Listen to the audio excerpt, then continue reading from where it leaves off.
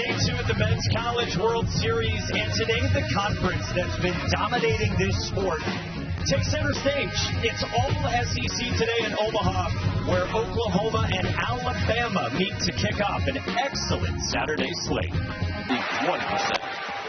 First pitch heater is bumped in for a strike to Jason Walk, and away we go. Walk, the center fielder in this Oklahoma lineup. 38 wins for the Sooners this year. Told you they stunned number 2 Georgia Tech in the regionals. They swept number 15 Kansas in Lawrence in the Supers.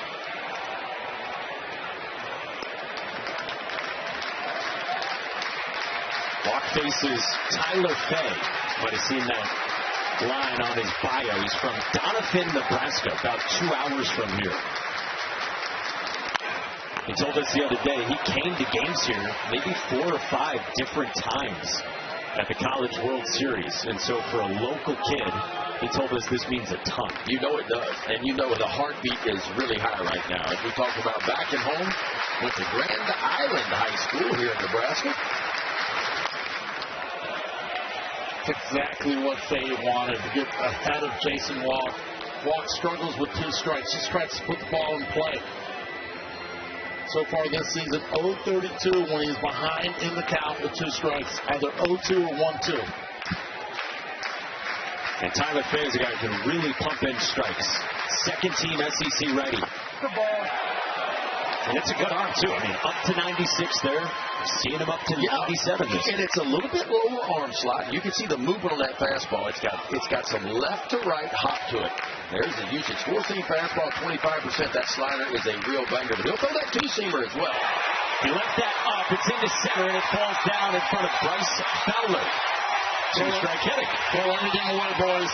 They did not have batting practice. It rained all morning here. Grass crew doing a fantastic job of getting this ballpark and field ready. Pitch up in the zone, drives it right back up the middle. Now, a big part of Oklahoma's game is they love to steal bases. 124 stolen bases on the year, so they will pick them up and put them down. Jason Walk, who just led off with a single, 15 bags on the year. They talk about chaos as the identity of their offense. They want to pressure you up, and they'll do a little bit of everything offensively. Not a huge home run hitting team, but as of late, they've been hitting it out of the ballpark. 83 of those on the year. And a lot of them recently. And I promise we're not going to let you forget the comment about fried chicken 2-days. We're going to get into that. Ben was not lying. Snap throw to check on Jason Walk. I just want to know if they use honey or hot honey or no honey at all. The secret was the fried chicken, and it got this offense rolling, man. We talked about it in the open. 6.6 runs per game during the regular season, but how about 10 runs per game in 7 NCAA tournament games? 2-0 on Camden Johnson. Lifts this left center field. Fowler goes back. All kinds of room out there, and he runs it down for the first out. Oh, he hit that one well. This ballpark right now, wind blowing left to right a little bit. Probably held it, but well barreled. Big ballpark. Letting him know how it plays. 102 off the bat of Camden Johnson. And at Dayton LeChance, JUCO transfer, was from Quebec, and one of the great personalities that we've talked to of all the 8 teams here. Saw those 15 home runs. Dayton LeChance has hit 11 of them since the start of May. That's tied for the most in the country since the start of May. Didn't have a single home run his first 31 games. He told us the other day his bat really had to adjust from junior college ball to the SEC. The ball. Just down to start from Tyler Fay. Fay pretty quick to the plate, around 1-2-2 to 1-2-5. And that's pretty good for a tall guy. It's all 6'5" of them, because those big long guys, sometimes it takes them a little bit of time to unwind and get that ball to home plate. It's a bigger lead right now. Put those numbers in context. What can you steal on? With his speed, you have to look at a 1-3-5 or more. And it depends now on the jump. Can he get a good jump?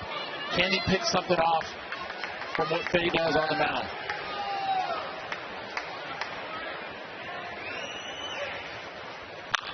LaChance pulls it down the line, foul. The key to holding a runner when you know he's going to go is come set with the pitch clock, be able to come set a little bit earlier and hold the ball for 4 or 5 seconds and make that base runner, because you don't want that base runner getting that momentum and inching toward the next base. When they start to do that, they're going to take a 90 on it. If you can come set early and just let them hold, let them sink in the dirt a little bit, you got a good chance of keeping them right where they are. Little rollover left side. Justin LeBron got rid of it. The turn from Branch is not in time to double up Dayton LaChance. Secure one. That's exactly what they were able to do there. LeBron just giving the feed the second. Now the feed a little bit more on the outfield side. So really difficult for Branch to turn. He's set up there, but down. Sometimes you just want to hold on to it. But you're knowing that the catcher is running. Times are a little bit different. Might as well let it go. 2 outs, man at first. And this is the aforementioned cleanup man at shortstop, Jackson Willits. Dad Reggie, the associate head coach and a former Sooner himself. Then, of course, brother Eli last summer went first overall to the Nationals.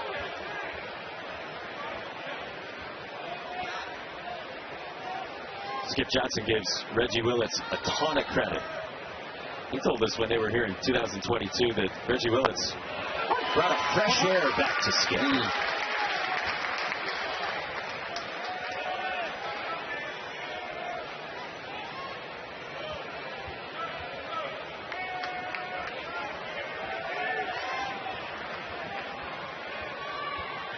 Phase 1-1.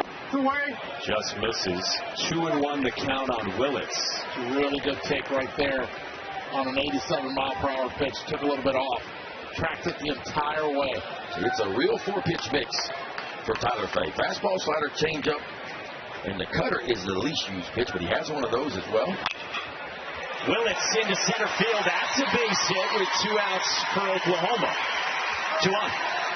So when the ball gets elevated, Oklahoma's been able to put a barrel on it. And Tyler Fay will throw a 2-seamer and a 4-seam fastball. So he'll go down when he needs to. He'll elevate that 4-seamer from time to time. Might have a little bit of an injury right here. Yeah, that's Dayton LaChance, 3-hitter and catcher for the Sooners, reaching down at his left leg and flexing it out. Oh, that's not good right there. Looks like an ankle. He must have rolled his ankle.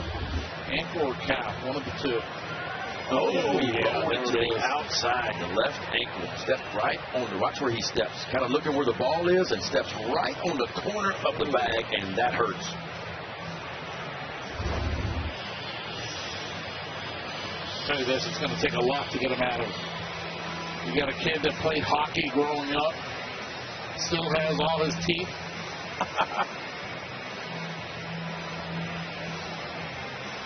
He's a big Montreal Canadiens fan. Was a great defenseman in his own right growing up. He's a big kid, too. He would have been the... Yeah. Enforcer for sure. Yeah. Now, no doubt. You got to keep an eye on him now. Anything hit in the air, it's going to be seeing how his secondary is moving. He's still feeling it out there. Yeah, he's hurting. When they get a chance, they may very well just take that ankle up. And that's big here. I know it's a first inning, but pretty pivotal. Trey Gamble takes down 24-year-old senior DH in the 5 spot. And this dude oozes patience. He has the lowest chase rate on the team. 3rd lowest chase rate in the entire SEC. Rarely swings and misses. On cue. On cue, you're right. He's got elite strike zone control. 44 on base percentage. We got 2 pitchers today that fill up the strike zone. When you look at Tyler Fay, 24 walks, that's it, and 103 and 121 strikeouts. 1-1. And Fay coming off a gem last weekend in the Supers. 7 1/3 scoreless. 9 strikeouts, 113 pitches in Tuscaloosa, where he left to an ovation with the crowd chanting his name. 7 quality starts on the year out of 17 starts. Quality start, of course, at least 6 innings work, 3 earned runs or less. 1-2. just up 2-2 on Gamble. You look at this entire at-bat, he's already seen everything that Fade has. This might be an advantage for Gamble as the game continues. Right now, it's a matter of making adjustments and recognizing already what he has seen during this at-bat. 2 on, 2 out, first inning.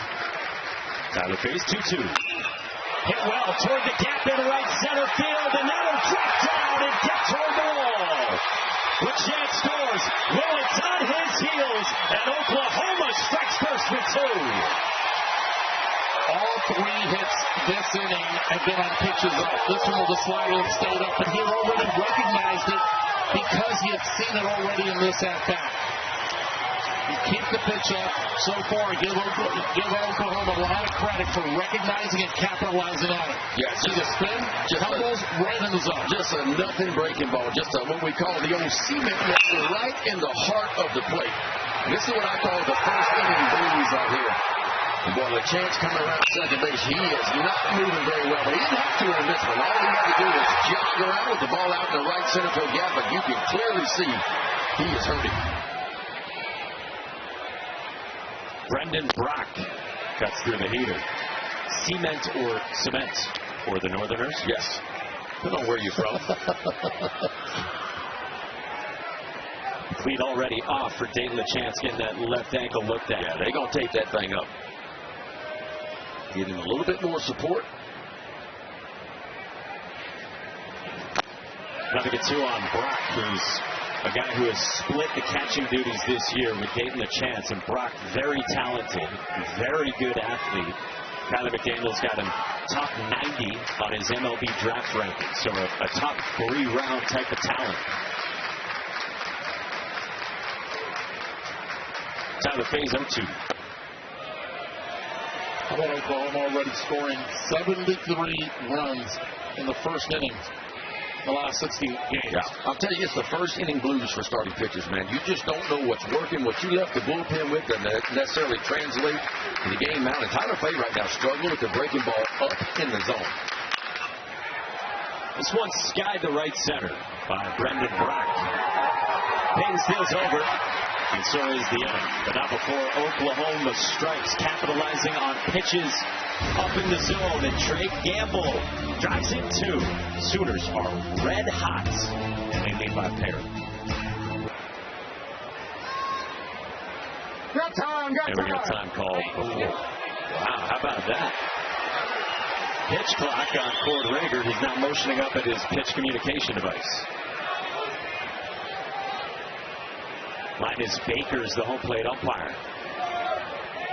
So Cord Rager's first pitch ever in Omaha is a 1-0.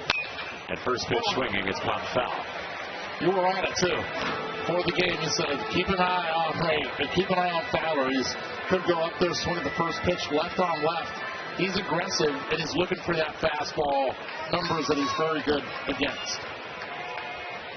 Fifth-year senior from Madison, Mississippi, is behind 1 and 2, and that is an easy 95 out of that big left arm. That's what they look like. And Cord Rager is what they look like, man. This is a big leaguer. Big arm fastball will tip mid-90s. He'll show you a little bit better than that from time to time. And he's heavy on that fastball. He trusted 62% of the time. A strikeout to start for Cord Rager, discarding Fowler. Yeah, that's what Skip Johnson said to us this morning. He said, if you want to draw him up, it's him. It's Cord Rager. And he said, the sky's the limit for this kid. Yeah, it is. And look, he was a two-way guy in high school. Matter of fact, he was the #1 rated first baseman in the state of Texas his senior year. But when he got to campus, Skip Johnson said, hey, big fella, you're going to be doing your work on the bump for me this year. Hey, big fella. That's what you said when you kind of sized him up the other day. Yeah. I said, you are a big boy. Justin LeBron, first pitch swinging 2, and that's popped up. Dayton Taki, 2 quick outs for Cord Rager. And Skip Johnson told us about his big left-handed freshman. He said he is not afraid. He will just go after you with those fastballs, and he has. Now, the cutter's good. Horns hitting 148 on the cutter. The curveball even better. How about the curveball numbers? He throws it 15% of the time, but Opponents hitting 0-50 on that curveball of his. He'll show you an occasional changeup as well. And one thing to keep an eye on, Rager, his extension towards home plate. I mean, think about this. He's a big guy. So he's right at 7'1" of extension towards home plate. Well, what does that mean? The average big league pitcher lets the ball go about 6 feet 3 inches from the rubber towards home plate. He's letting it go a little over 7 feet. So he's gaining an extra 10 inches on that 95-mile-an-hour fastball. And it's playing more like 97 with that extension. Brady kneels, he's 95. I just can't help but look on the mound and see Clayton Kershaw. I see a young version of what Clayton Kershaw was earlier. And where does extension come from? It comes from the bottom half of pushing. See how hard he pushes and how far he gets down the slope? He is using his lower half. Nice. Snaps that in too. And that's the ability as a hitter when you see a pitcher throwing in the mid-90s and then all of a sudden can snap that slider for a strike. Now he's going to induce a chase. He can go up with a fastball, he can go down and away and repeat that slider. 1-2. Brady now strikes out. Lord Rager is what they look like. And that's what a real breaking ball looks like. And I'm going to tell you, folks, anything turned like that, it ought to have a blinker on it. That's big time down and away right there. Cord Rager, the freshman, 2 punch-outs in the first inning.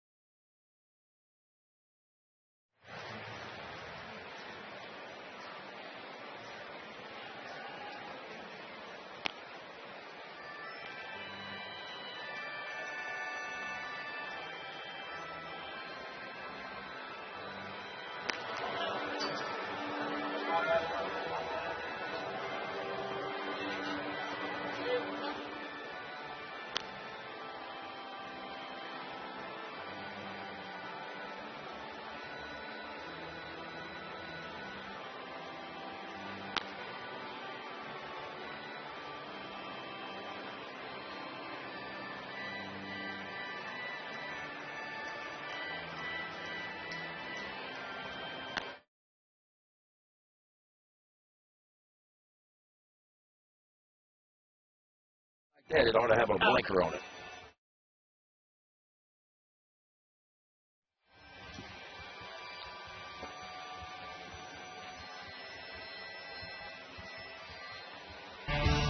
The NCAA Men's College World Series is presented by Capital One.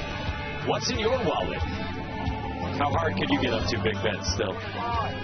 If I got warmed up, I would probably throw you an 82 or 83. Yeah, no way. Oh, easy. No chance. Come on now. No chance. No chance. Eddie, what about you? Oh, I wouldn't even touch 60. Too busy golfing? Too busy golfing and then too busy on the surgery table, most likely, if I try to break 60. Well, top 2, day 2, game 1. Here in Omaha at the Men's College World Series. Speedy Desan Harris leads off against Tyler Fay. Drops in a beautiful changeup to make it 0-2. Tyler Fay needs a quick one here. 25 pitches in his first inning.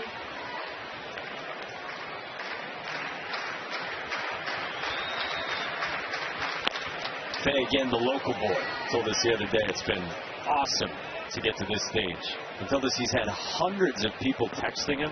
He said, basically everybody I know. His wife, Chloe, and her family from Nebraska, too.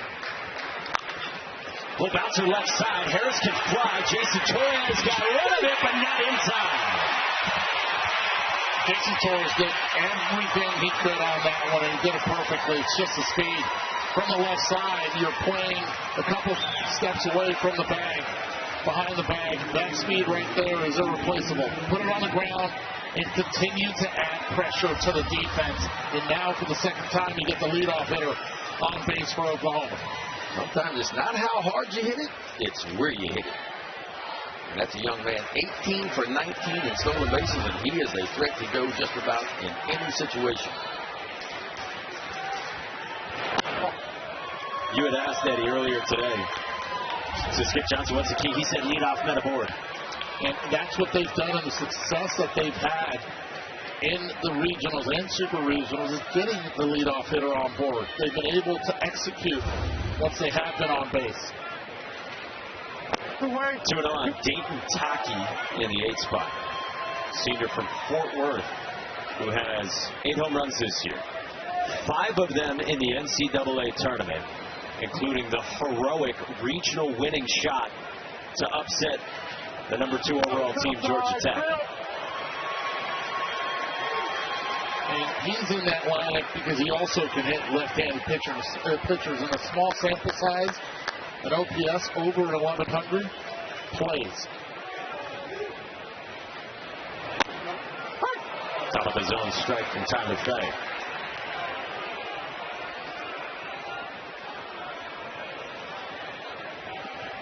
Taki 2 years at junior college and now 2 years with Oklahoma. That's been even better this year than last year. I thought it wasn't supposed to be a strike, but still, looking back, he's got to just turn the page right here. Now 3-2. Threw him a slider. Does he come back with it, or does he try to elevate the fastball?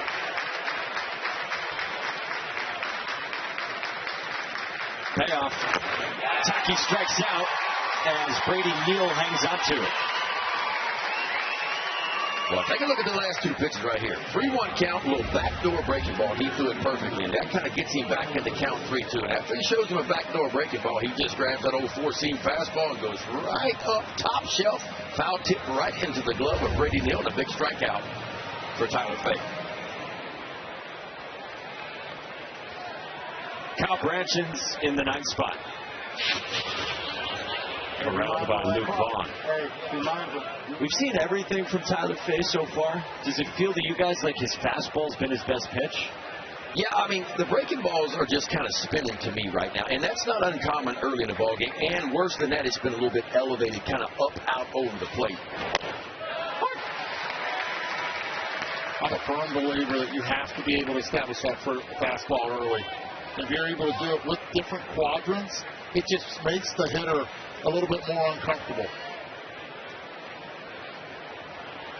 You saw Rob Vaughn in that Alabama dugout. 3rd-year head coach. 38 years young. Native of Humble, Texas. Has done an awesome job since he took over under wild circumstances a few years ago. Yeah. Well, how about back-to-back 40-plus win seasons for Rob Vaughn in Alabama? That's the first time they have done that. You got to go back to 2005 and 2006, the last time Alabama had back-to-back seasons of at least 40 wins.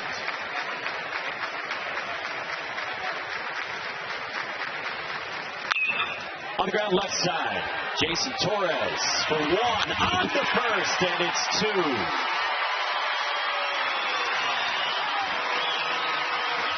Let the defense play, and that's exactly what happened here. Jason Torres opening up, taking a back step. Love the way he did it.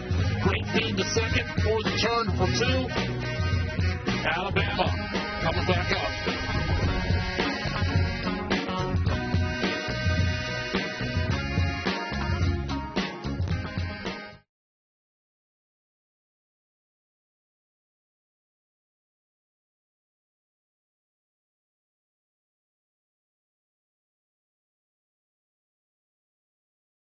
Nothing like an SEC Saturday. Classic matchups, championship stakes, big-name quarterbacks. Oh, wait. This is June with a different kind of hits, but with that same big-time SEC Saturday feel.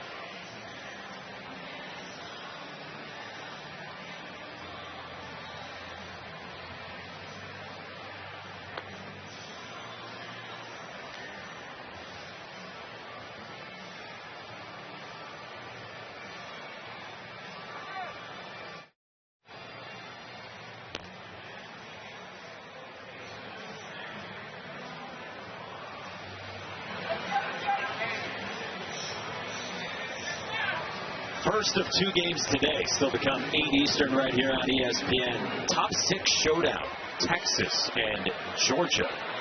First time that we've had this format. It goes back to 1988, that an entire side of the bracket is from one conference.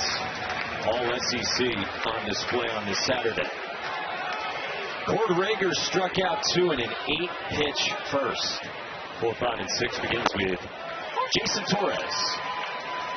Yeah, he struck out the 2 lefties that he faced. Rager has dominated left-handed hitters this year. Lefties hitting 169 off the freshman Rager. He's got 4 of the 9 he will face will be left-handers. Nothing at 2 on Torres, who started his career in Miami, now in year 2 with Alabama, and he had the signature swing of Alabama's season. I guess right there with Brady Neal. Grand Slam in the Supers to get Alabama back to Omaha for the first time since 1999.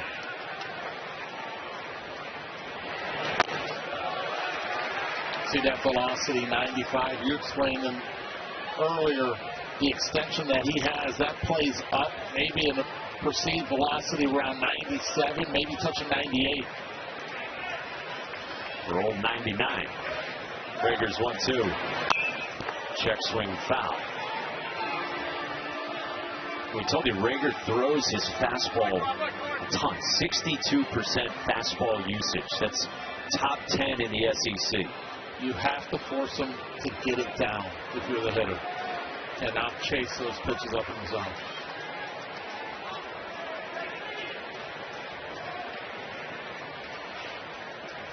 One, 2.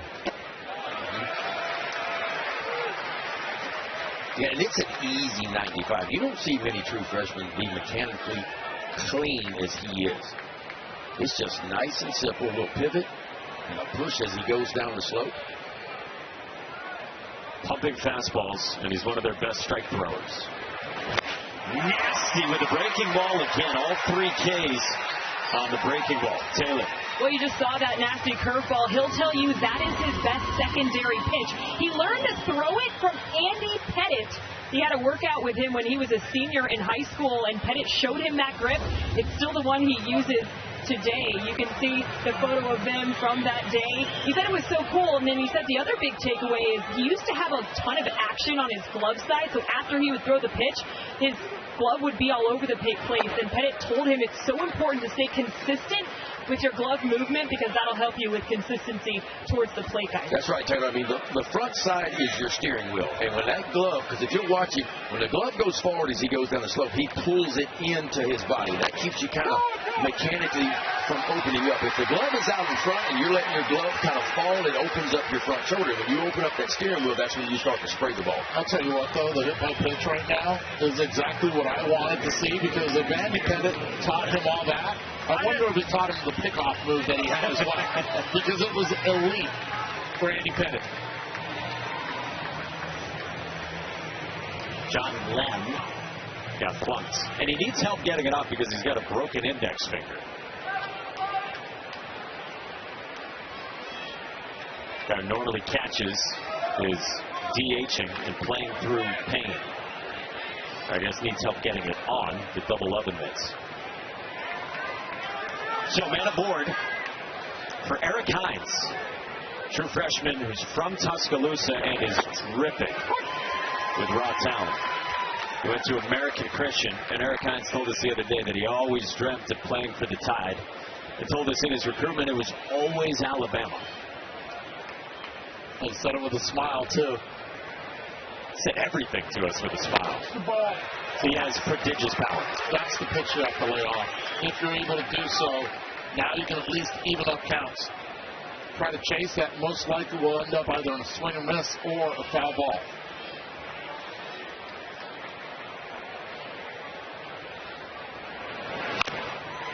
One and 2 on Eric Hines. I'll tell you another thing. Pitchers that threw 95 miles per hour or more, what I would do was actually move back off the plate. Maybe it was 2 or 3 inches off. It would make the pitch look hittable with more barrel to work with, especially on the middle end part of the plate.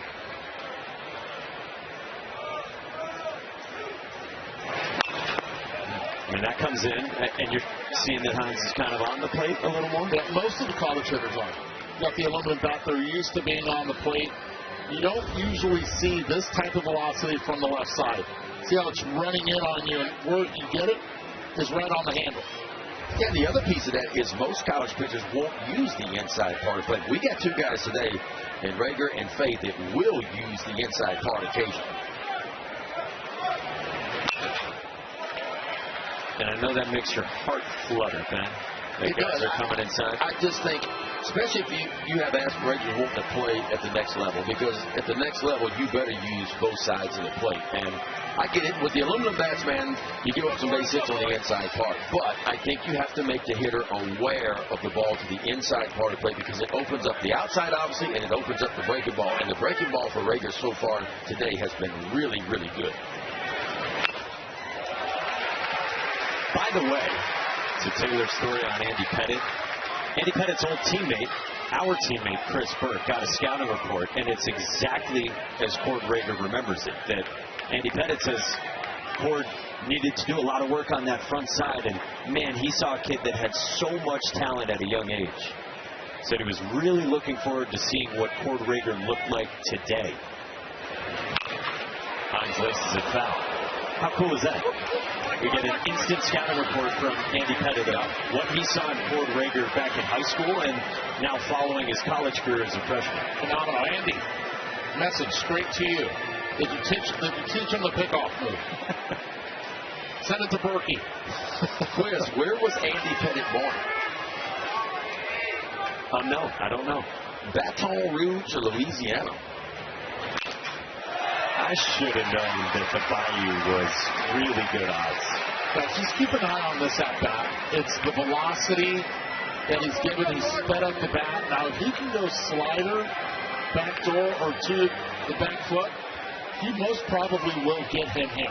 Can't keep it up. You have to now throw one down, change the eye a little bit. You better get it there, though. Hines has fouled off 6 in a row. He's had some good swings and some elevated breaking ball. Excellent at bat.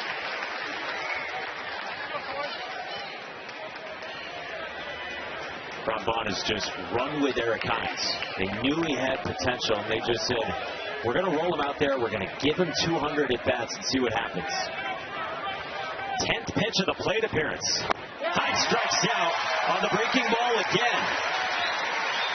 Boy, I tell you what, spin them if you got them. Cord Rager is spinning that breaking ball today. We heard a lot about the fastball, but the breaking ball so far today has been a difference maker. You can't throw one any better than that right there. Starts it in the zone and just down and in and just underneath the bat of Eric Hines. And how about 4 strikeouts already for Rager? All on the breaking ball.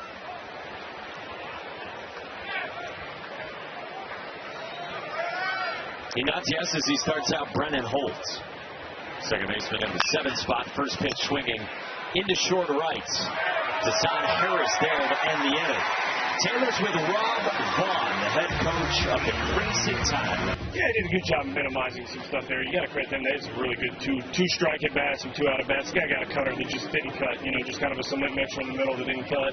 Took a good swing on it, but minimized it, held him at 2, and obviously had that swing and bunt there to lead off the second inning and make pitches and kept us where we need to be. So, man, he's a competitor. He's gonna keep us in this game. We just need to keep attacking the zone and do his thing. What are you telling your hitters as to how they can get something going against Rager? Yeah, I think it's the first time we've seen him. We didn't see him 2 months ago, so it's the first time we've seen him. The heater's good. He's mixing a little bit more than I think we anticipated him. Last week against Kansas was almost exclusively fastball, so he's doing a good job of mixing pitches and mixing that slider in. I thought Hines had a great at bat right there. Just missed a couple pitches and a good slider. So maybe just got to keep wearing him down. Hope the second time through takes some better at bats. Thank you, Coach. Mike. Taylor, thank you. Tomato, cement, cement. Now, what did Coach say? Cement? He said cement. I think the only person here that's saying cement is you. I say a lot of things a little different, unfortunately. Nothing wrong with that. He did say that they didn't face Cord Rager in early April. That was when Alabama took 2 out of 3 in Norman. Cord Rager missed a couple weeks with just a lat tweak. So that's why Cord Rager didn't face him. For word. 3rd inning here, Oklahoma up 2-0. Day 2 in Omaha, and this is Jason Walk against Tyler Fay. Walk singled to center his first time, part of a 3-hit first.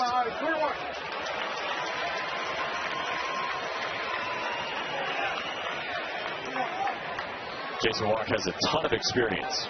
Was on the SEC All-Defensive team. And he walks.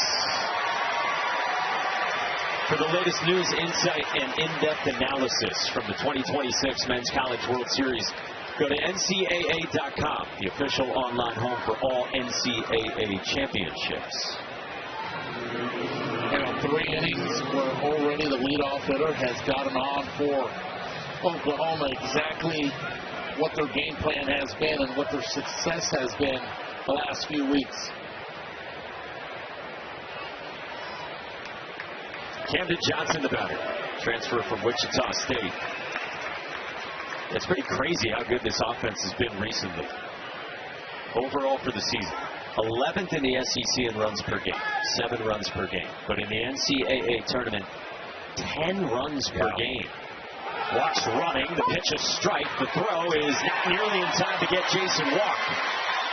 Well, Walk's not running. He's flying down that baseline. Slides in perfectly, great jump, no chance to be able to get him even on a good throw. 16th stolen base of the year. Yeah, pretty good pitch for Brady Neal to handle too. He comes out of here quickly, but the jump is what it was. He stole that base on Tyler Fay. Now Camden Johnson squared, and then that's called a ball. 2-1.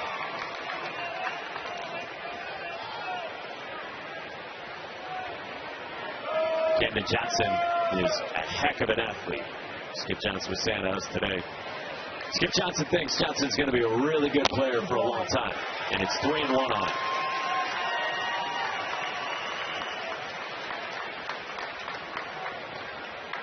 They want Camden Johnson to continue to get stronger. We see that as one of the next steps in his career.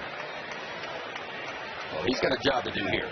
Runner at second base, nobody out. Can you get a ball to the right side of the field and move that runner to third base? Base hit's icing on the cake.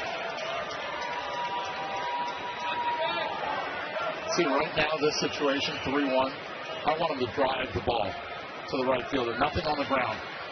Trade places with Walk at second. That right there is not a good pitch for him to swing at. It's a pitch that's middle way, not one that he can drive and pull. Was thinking fastball, was thinking it'd be middle, and then it was a changeup down and away. Yep. But you have to be able to look location more than anything here. And if it's going to be a changeup, you better be out in front and pull it foul. Worst case scenario. 3-2. Johnson pulls it into right field, and that's down for a base hit. A stop sign for Walk as that got quickly to Steele, who has a hose in right. That scouting report right there. You have a lot of speed, no outs. No reason to even test it, especially with your 3-hole hitter. Daniel Jones coming up to the plate, but a really good piece of hitting. Slider stays up again. And this time Johnson's feet is able to move the runner and keep himself at first base as well.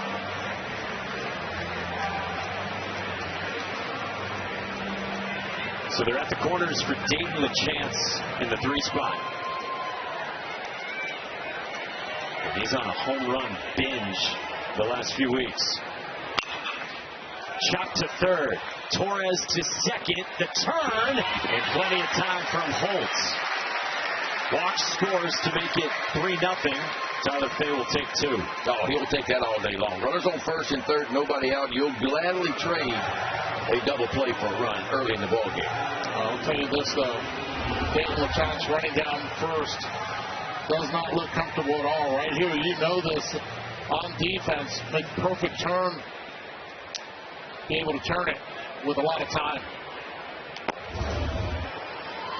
That's going to be a concern moving forward, that ankle.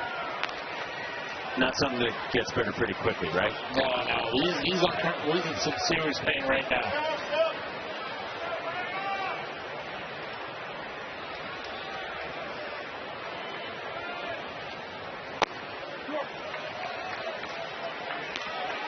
Saw Gunnar Dillard getting ready to warm up Cord Rager in the next half inning.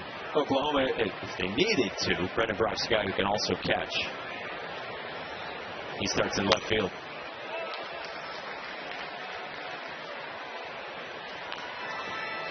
Meantime, 2-1 on Jackson Willits, native of Fort Cobb, Oklahoma. Wanted to be a Sooner from birth. And he's been a 3-year starter for OU.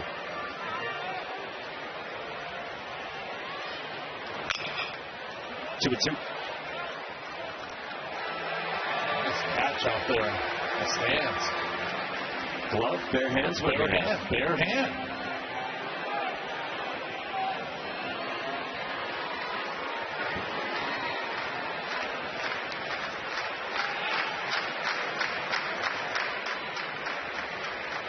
Tyler Fay wipes through the signs from pitching coach Jason Jackson. And he strikes out Willits with a sword.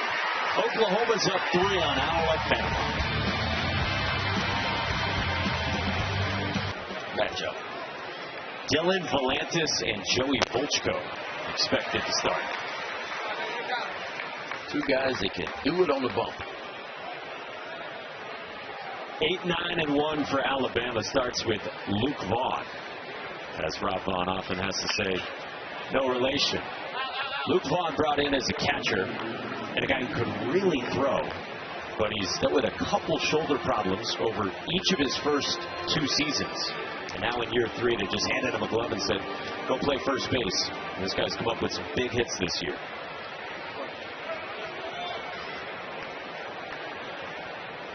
Trying to solve Cord Rager. On the ground at short at Jackson Willits, who's steady all the way. And the reason he's steady is all footwork. That was a beautiful job of being able to read the bounce. And that's what you look at with young players, obviously well-trained, understanding how to read the bounce. Watch his feet right here. Takes a step back to be able to get the right bounce. And then funnels it right into his belly, transfer it, then follows the throw.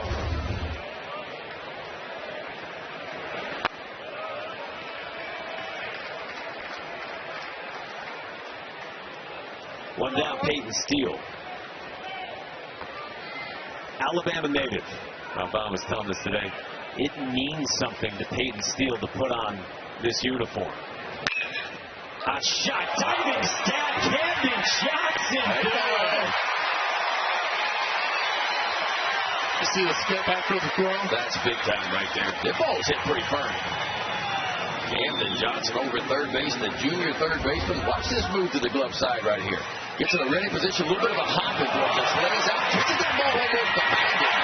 But knows he has plenty of time. See that little hop that gets him in a ready position, gets him right on the balls of his feet, if you will. And he is ready to move in an athletic position, and that's an outstanding play.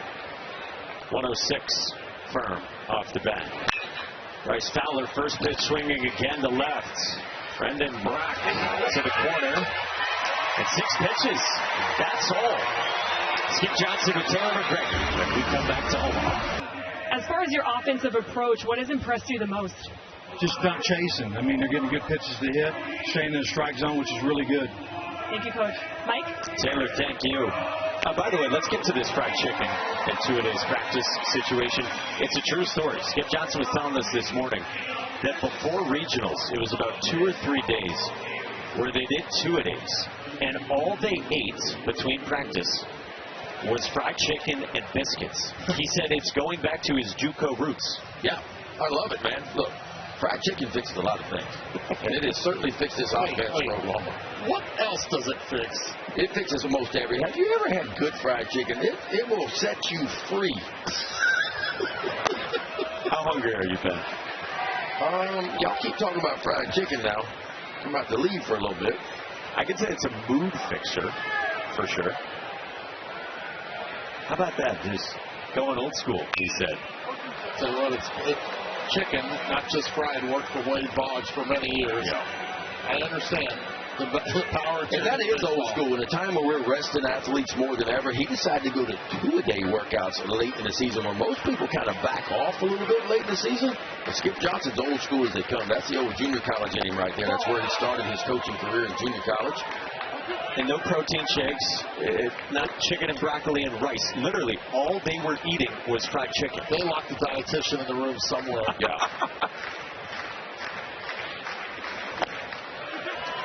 The short bursts of certain drills they would do. He said this day and age, the attention span isn't there. So they would do drills about 6-minute sheets before they would rotate. So he is old school, but he has to adopt to this new school of players. Yeah, he's like running them through circuits on the field. We'll count on Trey Gamble, by the way, leading off in the fourth against Tyler Fay. And then when they needed to rest, give them some more fried chickens. Skip Johnson is a beauty. He is a piece of work, to say the least. And all the coaches we talked to some awesome coaches, but his stories and the way he coaches, man, it is next level. That's a pretty next level breaking ball right there. And that's the one for me that Tyler Fay has to get going. The breaking ball has not been great for him early. He's left them up in the harder play, but this is a good one here. Starts on the outside edge, more of a little sweeper profile with it, just kind of rips it all the way across his zone, down and in, and catches the inside part of the plate. Now, if he can get that breaking ball going, he can slow down this Oklahoma offense. Brendan Brock flew out to right his first time. It takes strike one from Tyler Fay. Brock's first year with the Sooners after 2 years of JUCO ball in Illinois. He's got pop. He went around there with a sword. Yeah, he's the type of player where you want to hide some of their power in the 6 and 7 hole. And that's exactly what Oklahoma's been able to do with him. 12 home runs on the season. The 6 hole disguised. Ball. Does it feel like more fastball second time through? Yeah, I still think he likes to throw his fastball. Typically, it's right around 50% of the time. But for him, it's more about that breaking ball. We talked about his slider and opponents hitting 149 off of it coming in. He needs something to keep him off the fastball. He's mixing the changeup, and the changeups look pretty good at times. Jason Jackson, the pitching coach, who, of course, was the interim head coach when Brad Bohannon got fired 3 years ago. I mean, think about that. Brad Bohannon gets fired as part of that investigation into the suspicious betting activity. Jason Jackson becomes the interim head coach, takes him to a super regional, and then decides to stick around with a new head coach that he did not know previously in Rob Vaughn. And Jason Jackson got really emotional when we chatted with him earlier today. And you asked him that question. He got very emotional. He said, I love this place, and I didn't want to see that team broken up. And Greg Byrne, the athletic director at Alabama, both Jason Jackson and Rob Vaughn both say, deserves a ton of credit, because Greg Byrne kind of sensed that Jason Jackson wanted to stay. And he said to Rob Vaughn, this guy might be a great fit. That's inside, as you heard from Linus Baker. Brendan Brock has a one-out walk.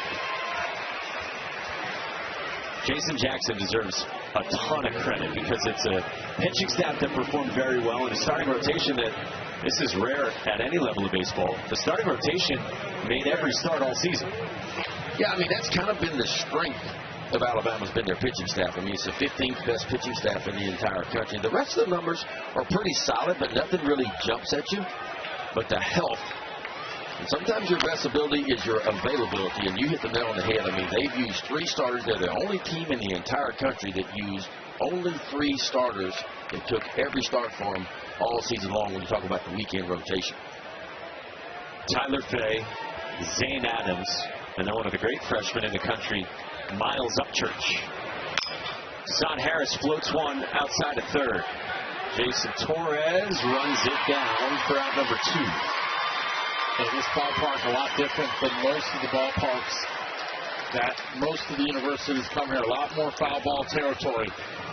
If you're a corner infielder, you cannot give up on any ball hit. Look at this stage. Look at this crowd on a Saturday afternoon. It's a ballpark that allows you as a pitcher to be a little bit more aggressive than what you typically are. Now, when the wind starts to really get out of here, it can play obviously a little bit differently, but still, it's a big ballpark.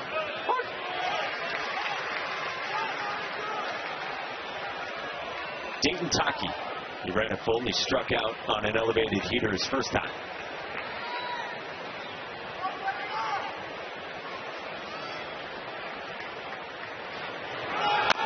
Runners on the move. Brady Neal's throw on a short hop. It is pinpoint to cut down Brendan Brock. A dart. How about that pick? That second base, a great transfer at the plate by Neal. But then you get the pick at second base. Justin LeBron's had a great season. He has 41 stolen bases. That's tied for sixth most in Division I. First SEC player with 15 pumps and 40 bags in 25 years. 25 whole years since our dear friend Chris Burke did it. What do you guys like most about Justin LeBron? Just look at him. I mean, athleticism screams out of that uniform. I would say very toolsy is what I would say. He gets jammed here, floats it towards second, and Kyle Branch runs it down. I'll tell you this, though. That man on the bump, Ford Reagan, is absolutely just pounding that fastball middle in, and a lot of these Alabama hitters are just not catching up to it. I mean, he came in with 19 walks and 64 innings of work, 81 strikeouts. And I've been watching him today, even though some 0-2 counts, he's not going for the corners. It's just like, see if you can hit it, man. He is just attacking the white part of the plate. 35 pitches to get 10 outs. Justin LeBron's seen 3 pitches today. Just outside with 94 to start out Brady Neal. See how he shook his head right there. Upset now that he's behind on the count. 1-0.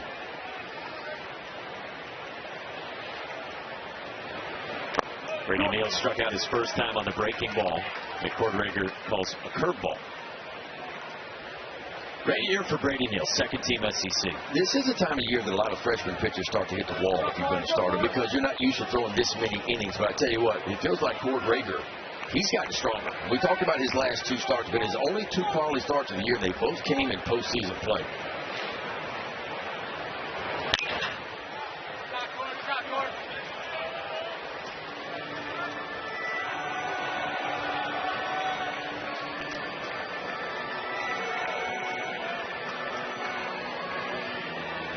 So 2-1 from Rager to Neal. Originally from Tallahassee. First 2 years of his career at LSU.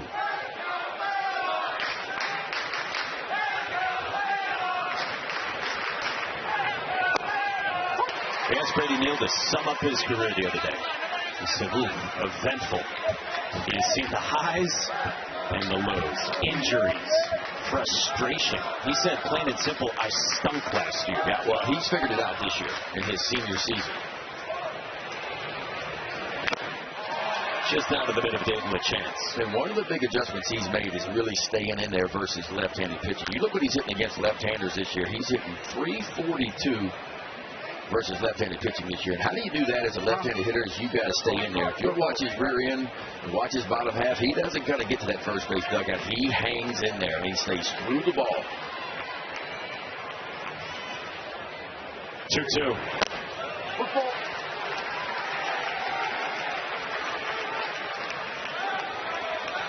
Outside of Eric Hines, this is about as long a plate appearance as an Alabama hitter's had against Cord Rager. Pitch number 7. I was interested to see if he was going to go back to the fastball here. 3-2, mano a mano, went to the slider, stayed up. Now it's a good time to hit that fastball in the upper quadrant. See who wins.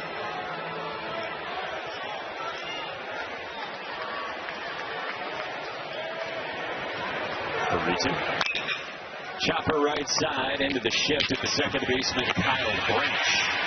2 down.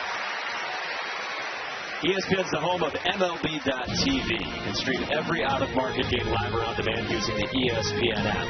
Blackout and other restrictions do apply. For more info, go to ESPN.com/MLBTV.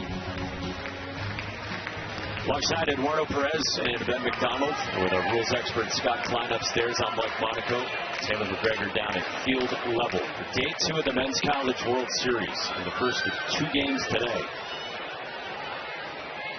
Base is empty. This is Jason Torres.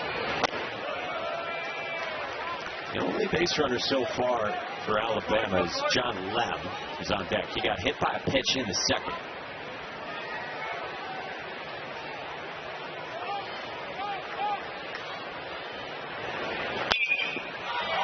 Jam job behind home plate, and Dayton a chance on that bad ankle.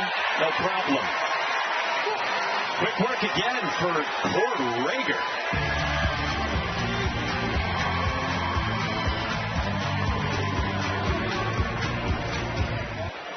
Oklahoma got 2 in the first and 1 in the third against Tyler Fay, a Nebraska native from Doniphan. Dayton Taki, first pitch swinging in the air to deep center. Bryce Fowler still on the move. On the warning track for the first down. Taylor.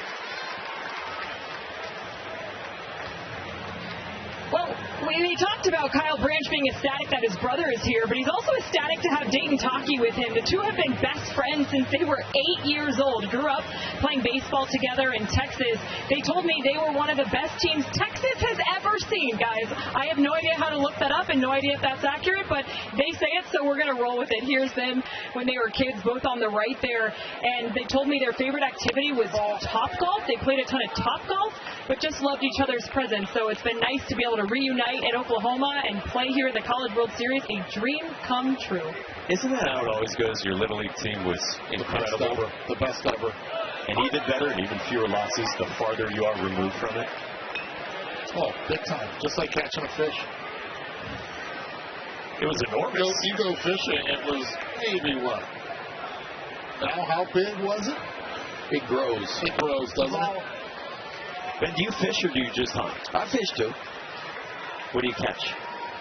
Whatever's biting. I don't care what it is as long as it bites. I'm not one of those guys that's going to get in the bass boat and make 2,000 casts a day and get one bite. That's not my thing. I only like to fish when they're biting. Okay, so you're in a bass boat.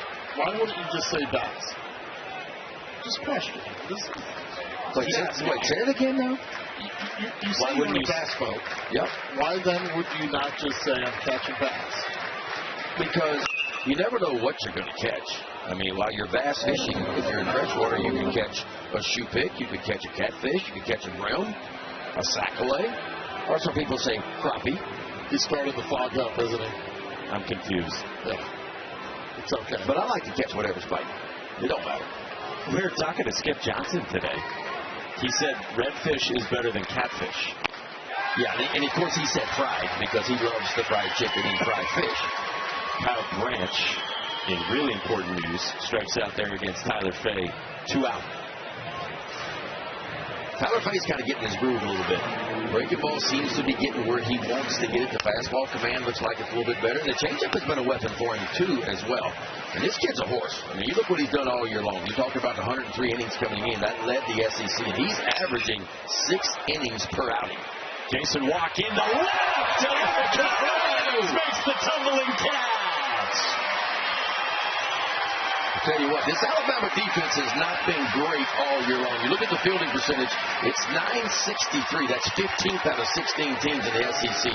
But so far today, they have been on point. A double play, and watch this, moving hard. And go get it, young fella. Brendan Brock dives to the glove side, lays out Alabama off the field, and hunting some runs.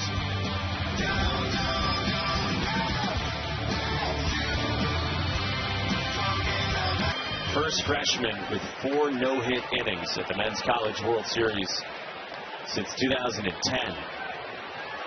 Yeah, he has been on point with the fastball, using the fastball a lot, just like the scout report said. But the slider's been a real weapon. There's your first base hit. Thanks, Mike. We do not believe in the announcer jinx. John Lem with a single, broken finger and all. And the thing is this, you know he's going to come in with that fastball. He's going to try to get ahead. That's been his MO the first 4 innings, and you have to be aggressive early, get the bat hit, beat him to the spot. If you're going to get a hit, that's the way to give it up. And look elevated, too, because that's where most of the fastballs have been, just above the thighs, too. Outside corner. Right back at you. That's impressive with a broken finger.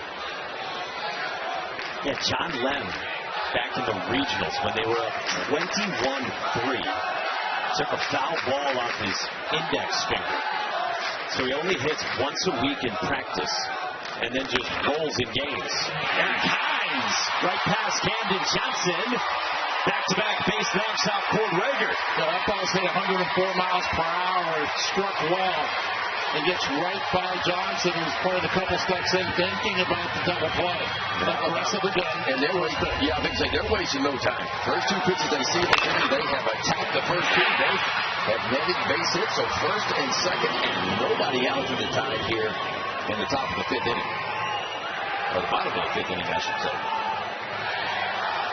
And how about Eric Hines? You make a contortionist catch in left field, and then you get your first hit as a freshman at the Men's College World Series. Hey, Game 6 of the Stanley Cup Finals in Vegas. Hurricanes and Golden Knights with Carolina knocking on the doors tomorrow at 8 Eastern on ABC. You can watch it live or stream it on the ESPN app. Well, you don't get many chances against a pitcher like Cord Rager. And it just feels like for Alabama, they got to put a number on the scoreboard this inning. Now, you would think, even being down 3-0, Brennan Holt can very well bunt right here. Squares and takes ball one.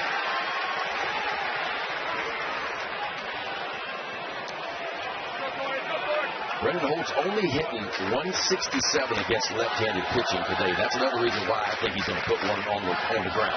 Not a big fan of Taki charging in as hard as he is. Why not from first? Because it's a left-handed hitter. If it was a right-handed hitter, I get it. I understand the aggressiveness. The lefty's going to try to make the third baseman field this ball or have Rager field it. If he hits it towards first, I think it would be a big mistake on his part. I'd rather him stay back just in case he wants to pull back and swing. Holt pops it foul, so it's 1-2. 2 sack bunts for him, but he couldn't drop it down. It's a different velo from the left side as well. A little bit more explosive. Alabama with 15 sacrifice bunts this year. And the SEC, they don't bunt a ton. Defense still expecting a bunt. Holt Dutton, he hits it at Taki, who goes to second with Willits. Back to first for 2. Big time. That is big time right there. 3-6-3. The funnest play for a first baseman to make.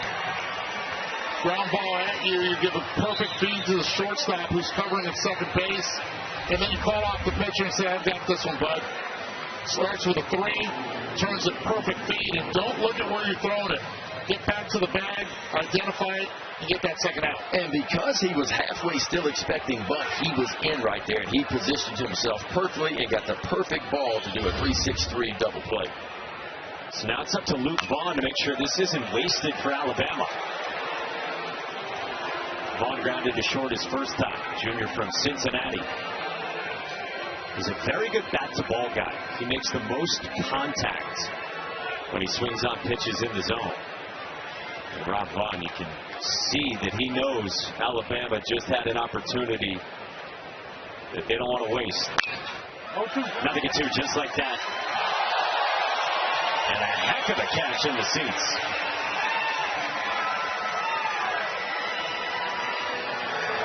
Do it. Celebrate. There we go. Watch your footing. Another double play induced by Oklahoma. Cord Rager trying to finish off this inning. His 0-2. On the ground at second to Kyle Branch. Inning over. Couple hits for the first time against Cord Rager, but the freshman up to the task. Jenny Baranchak also here representing the Sooners, who have a 3-0 lead on Alabama as we go to the 6th. 2, 3, and 4 starting with Camden Johnson, who singled his last time. Third time around the order for OU. Johnson punts off the right leg, and he's aboard, and another leadoff runner on for OU. The chaos continues for Oklahoma.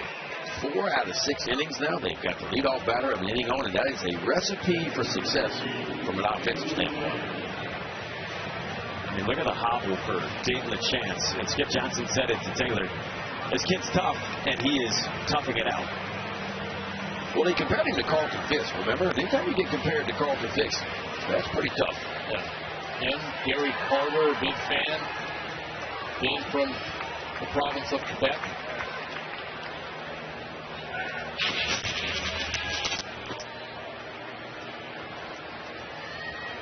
Dayton LeChance played junior college ball at McLennan in Waco, Texas, and he played for Skip Johnson's son, who now is at Dallas Baptist as the recruiting coordinator.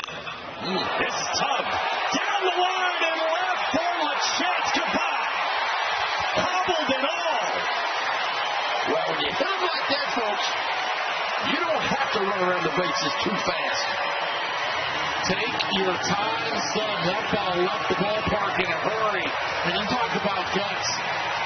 You talk about wanting to be in there. Oh, for just 1 second, that pain goes away with that sweet spot.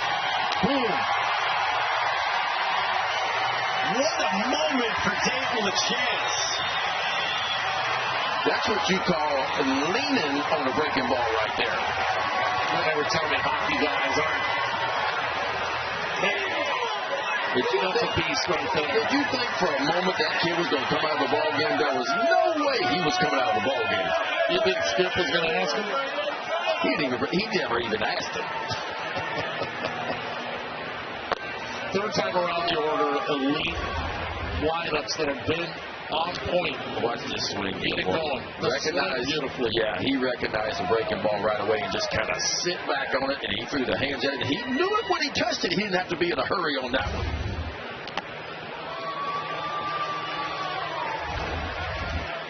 That's it. But he learned from the last time. Last time he had him hard on the ground, had the sprint. You want to call it that? This time, different story. How about 12 of his 16 home runs now have come since the middle of May. That's how hot Dayton LeChance has been. 2-1 on Jackson Willits. Singled and scored back in the first.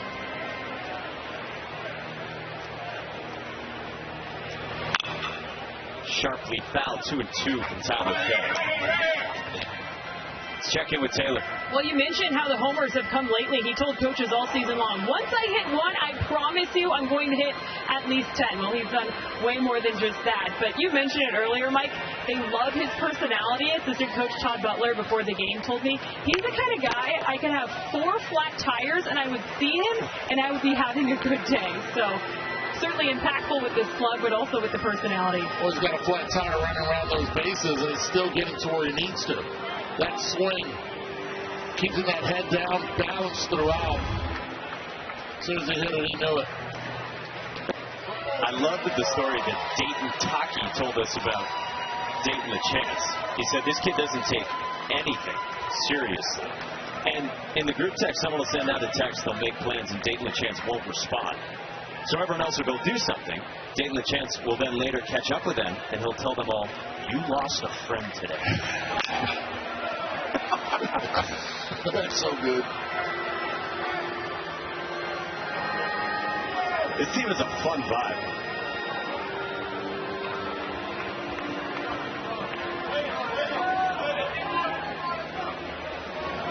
Life's good for the Sooners. They are on a roll. 3-2. Willits strikes out. Cutter up the ladder from Fay, who has fed Willits twice. Yeah, and no one, and I mean no one, saw this coming for Oklahoma. We touched on it in the open. I mean, they dropped their final 4 SEC series of the year. They go 0-1 in the SEC tournament, 4-9 in their final 13 games, and nobody really gave them a shot to get the regional, especially going into Atlanta where you got to go play Georgia Tech in Atlanta. Not only did they knock off Georgia Tech, they knocked them off twice. Had to beat them twice in back-to-back days, and they found a way to do it. and slug their way through Kansas as well. 6.6 runs per game for the entire season, but postseason play for the Sooners, 10 runs per game. They're on pace to do it again today. 0-2 on Trey Gamble. And the Supers, it was 8-1 game 1 Saturday in front of Phil Selton, George Brett, who were there in Lawrence. And then Sunday into Monday, 13 more runs. Back-to-back Ks. And then after the regional, where Oklahoma did it twice, as you guys said, in comeback fashion. They had to rip off 3 straight wins. And Dayton Taki had the biggest swing in that Game 7 on a Monday to walk it off for Oklahoma. You talk about a moon ball. 390 to straightaway center field. It went over the batter's eye when he touched it. They were down 7-3 into the bottom of the 7th of that game, and you could feel Georgia Tech get tight in that game. It happens. It happens when you start playing that regional play, where you go in and you're thinking, okay, I'm hosting.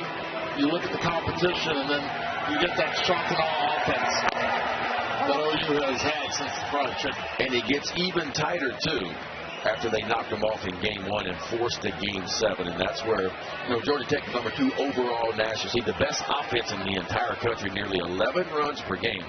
But Oklahoma was just better. Skip Johnson said that Georgia Tech had one of the best offenses he has seen in his 36 years around college baseball. It was good. I'm telling you, I went to Chapel Hill when they played against North Carolina to be able to see that offense on display. Both teams, one represented here, but Georgia Tech's lineup, top to bottom, it's really impressive. Tough to get out and putting a lot of pressure on the pitching, and they were able to handle it.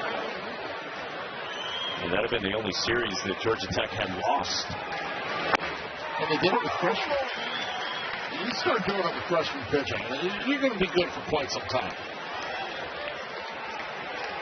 OU rolling out Cord Rager, and then expected to throw in Game 2 here, Xander Mercurius. 3-2 to Brendan Brock is a chopper behind the bag. Look at Justin LeBron just glide to make the play. How about Dayton LeChance? He stumbled on the second base bag, rolled his left ankle in the first, so he gets taped up. And you don't need to run when you watch. Dayton LeChance is red hot. So is Oklahoma. True freshman who has retired 14 of the 17 that he's faced. How about this? Working on 13 now consecutive scoreless innings for the freshman Cord Rager going back to regional play. That's how good he has been lately. 9-1-2 starts with Peyton Steele. They moved the arm slot of Cord Rager back in the fall. Skip Johnson was telling us today that Cord Rager was like 89-92 from pretty straight over the top, and then they moved him just out farther from his head with where he releases the ball. And Skip Johnson said suddenly it was 94-97 from Cord Rager. And the command got better, too, because Skip Johnson told us it was kind of what Andy Pettit was talking about, your front side, because when you're straight over the top, a lot of times you lean back a little bit. And when you lean back, you open up your front side a little bit. And so now when you watch him, look how he points the front shoulder. The front shoulder stays in the glove. You see where the glove is. It's not wrapping behind him. He pulls it in, and that keeps your balance over the top of the rubber.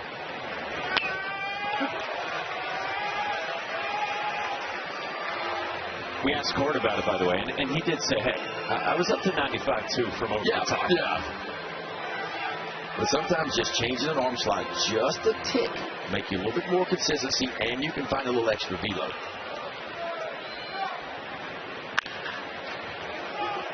And to make it all the more impressive, Cord Rager was the #1 rated first baseman in his class in Texas. Yeah, so he was an athlete as well. That's a good thing. I always say pitchers are the best athletes, always. But what I love about it is he understands how difficult it is to hit as well. Even though he ranked as a hitter, he knows what works to be able to get hitters out. In the air center field from Peyton Steele. And Jason Walker calls out Deshaun Harris for the first out. Last 2 pitches were sliders that stayed up, something that we have not seen in the previous 5 innings that Cord Rager's been out there. Something to keep an eye on. See the fastball, establish it, but that slider slash curve, whatever you want to call it, has to be down and in to the right-handed hitter and down and away to that left-handed hitter to be successful. Well, one thing Cord Rager has not done this year is given length. In his 14 starts, he's only averaging 4 2/3 per start. So in some ways, he's not in uncharted waters, but he's not given a ton of length now. Some of that could have been by design your freshman year. Of course, he had the lat issue where he missed a couple of starts. But Skip Johnson has done a nice job keeping the pitch count down, keeping the innings down for the freshman, hoping that they would get the postseason play and he would be strong. And boy, has he ever answered the bell in the postseason. This is the leadoff man, Bryce Fowler. He pulls one into right field. He's been ultra aggressive, and that was a breaking ball left up. Exactly. Those are the ones. 4 consecutive breaking balls, all of those left up. Alabama now getting their leadoff hitter on. Even though there is one out, now you get to the meat part of the order. Boy, with this kid right here who has been jammed twice on fastballs already. Would love to do something for his father. It's his birthday as well today. Julio LeBron. Well, it's the time of the year you need your stars to show up. And it's time for Justin LeBron to make a difference in this ball game. He's got an opportunity here. The execution is perfect. Taylor. Well, he lives by the motto, look good, play good, and if you've watched him throughout the season, he has 25 different pairs of cleats, he told me. Likes to get them custom painted. So I asked, well, did you get some for Omaha? And he said, listen, these are the pair that's gotten me through regionals, super regionals. I can't switch it up now. He says they had forced me to become superstitious. And speaking of that, guys, a couple innings ago, they brought out all the stools from the dugout and they placed them at the very end here. So they told me it was time to switch something up here in the dugout. So now, down where I'm standing, we have about 10 different stools stacked up. I don't know if that's going to do anything for Alabama. Guess we'll have to find out. Whatever it takes. Justin LeBron on those 2 jam job pop-ups his first 2 times only saw 3 total pitches. Are those Louis he's got? If they are Louis Vuitton cleats, my respect for Justin LeBron just went through the roof. Are they? No. No, they're not. I was going, wait a second now. They We're taking this to another level. I see what you're saying. NIL money paying off if those were Louis. 2-1 on LeBron. 3rd time through for Rager. Breaking ball up again. He didn't pull the trigger. No, he couldn't. Because you've been geared up for that fastball. It's been eating you up the first 2 at-bats. That he was already cheating in, thinking the fastball was coming again. Had nothing in his life to be able to pull the trigger on that. And if you're Justin LeBron now, you have no idea what you're about to get. Going to be heater up in the energy, going back to that breaking ball down. Breaking ball down. How about that? That's big time now. And the reason why that pitch works is because the first 2 fastballs were right up and in. And that's what Rager is doing. He is shoving that fastball inside to Justin LeBron. He is speeding that bat up. And once he gets that bat sped up, then he bends that breaking ball in there. You see the eyes? The eyes were never where the ball was going to end up at all. That's what you call gearing up to go get 95, and you get a breaking ball down there. And you're going to swing and miss by a lot on any metric. Cord Rager's been super efficient. And now 2 outs for the 3-man in Bama's lineup, Brady Neal. It is outside, according to Linus Baker. Brady Neal, a strikeout swinging on the curveball, and then a ground out to second in the 4th against Rager.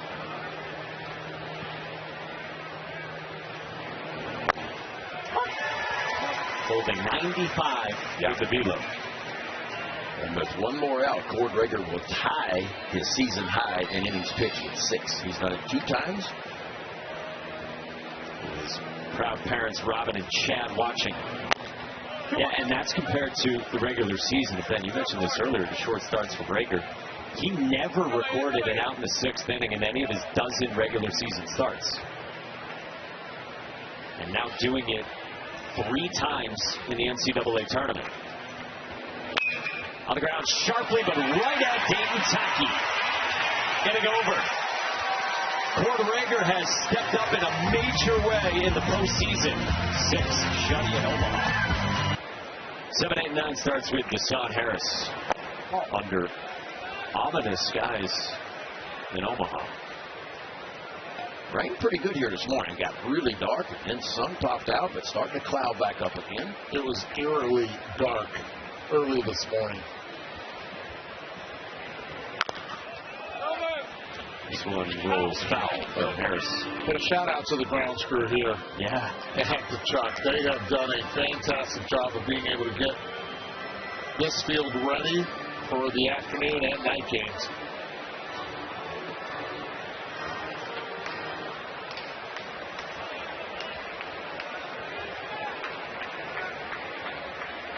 Crowder's 1-1. 2-1 on Deshaun Harris, who joined Oklahoma as a walk-on. Reggie Willits brought in Harris because this kid could fly. They had him in camp. He ran a 6.3. They saw a little bit of pop. They liked the arm. And Deshaun Harris turned down some other schools to be a walk-on at Oklahoma. We saw him earlier using that speed to beat out an infield hit. Choking up a little bit on the bat as well.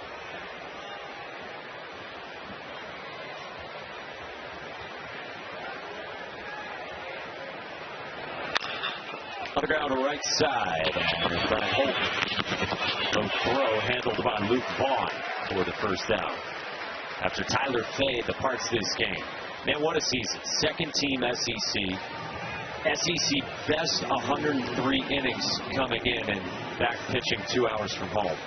Yeah, I felt like he got a little bit sharper as the game went on. I felt like early in the ball game, that slider, which was typically a really good pitch for him, was a little bit elevated and up out over the plate. And Oklahoma made him pay for it, but he sharpened up. Still had 6 strikeouts, 2 walks. This is Dayton Taki. Tyler Fay, who, by the way, threw a no-hitter this year against Florida.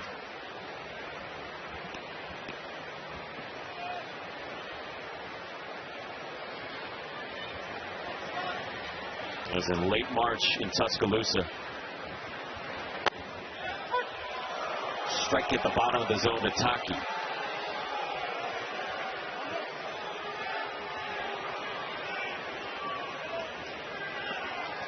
Taki struck out in the second and flew to center in the fifth. Crowder's 1-1. Taki hits it hard right at the first baseman, Luke Vaughn. He got to it in the end. 2 ground ball outs. NBA Finals Game 5 is tonight, 8:30 Eastern on ABC, between the Knicks and the Spurs after OG Anunoby capped the comeback from 29 down. You can also watch it on the ESPN app, and coverage starts with NBA tip-off at 8 Eastern. I'm going to have multiple screens up tonight. I assume you'll have the audio of Carl Ravitch, Chris Burke, Kyle Peterson, Chris Budden, and Scott Klein. 100%. Here's Kyle Branch.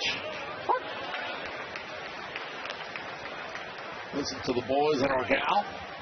And at the same time, watch a little bit of the Knicks Spurs. What do you got tonight? You got a prediction? Just tune in the fourth quarter. That's all you have to do. No. It don't matter if they get 100 points ahead, either team. Just tune in the fourth quarter. I'm tuning in the entire time. As Ben loads up with another piece of double bubble. And what I have is, unfortunately, our producer Joe, who is a huge Knicks fan, he's going to have to wait another day. He's going to have to wait another day. Okay. Or 2. So you're hoping for a Game 7. I'm hoping for a Game 6 before a Game 7. Yeah. And I would love to see it in New York. 0-2. Just down to the mid of Brady Neal. We don't know what the prices are going to be in New York for that one. I don't even care because I'm not going to be there. But I will watch it. Ben McDonald, known for prognosticating other sports on our ESPN family of networks. Nothing to 2 on Kyle Branch. Double play ball in the second, strikeout in the fifth.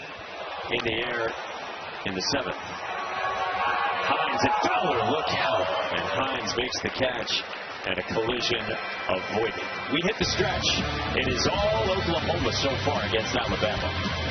And they're his only 3 starts of these 6 innings all season. Pops in a good one to start out. Jason Torres in the cleanup spot for Alabama. Think about a pitch count at 72. He's thrown 51 strikes so far here. A lot of strike ones, and that's what he's done so well. He's put hitters on the defense right away with strike one. And strike two.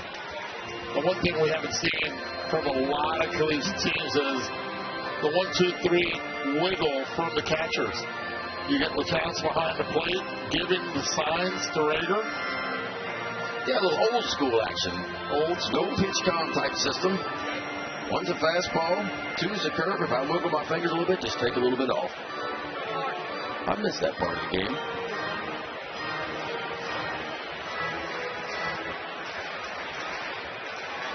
That one has been a breaking ball. This one has to be in the dirt. Ooh, stays up. Got away with one there. Torres knows it. He just attacks. I mean, even when it's 0-2, you better be ready to swing. Because he's not wasting any pitches.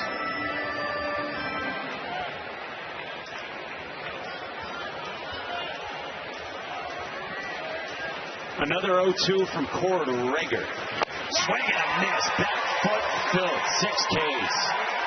I love what the catcher, Nate LaChance, did right there. He gave him the sign for slider, and he pointed to the dirt. He said, I want it down. If you're going to miss, you better miss down. Watch this. Points down, right down here. This is where I need it. Make sure you get it here. If you miss below that. And boy, you can't throw a breaking ball any better than that right there. Missed that by a couple inches. Yeah, I would say give or take. There's John Lem. He missed it by a foot. John Lem has been aboard twice against Cord Rager. He got hit by a pitch in the second. Then he had Alabama's first hit in the fifth to lead off that frame with a single up the middle. And with that strikeout, Cord Rager, a new career high and innings pitched at 6 1/3. But very economical still at 77 pitches. Yeah, and with a 5-run lead, the leash may be a little bit longer than what it typically would be. Season high pitches this year, 93. 2-0 curveball for a land strike at the bottom of the zone. Yeah, that's not fair. Finally get a count in your favor because Cord Rager's not been behind the count very often. When you finally get to a hitter's count, he bends a breaking ball in there to get back in the count. Trying it again.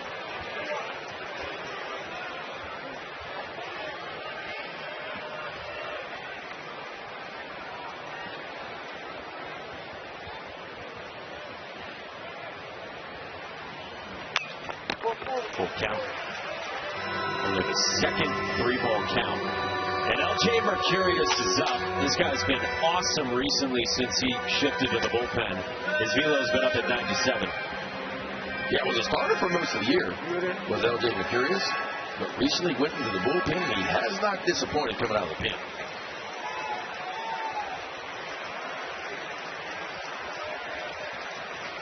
Cord Rager's 3-2 to John Lem. Struck him out. Come on now. That's not fair. Nope. That's not fair. As a hitter, you're okay. I'm gearing up for 92, 93. That's where he's been this inning with the fastball. And then he goes with the 3-2 slider for his strike. If you take it, it's going to be called. But the good tight spin gets him to swing right over that pitch once again. That's big time there. Up 5 runs, 3-2 count. Settling on that fastball, he goes right back to that breaking ball, and another strikeout for the 6'6", 237-pound freshman. It just showed as much emotion as he has all afternoon. Well, he knows he's getting to the end, and whatever he's got left in the tank right now, he is just emptying it out.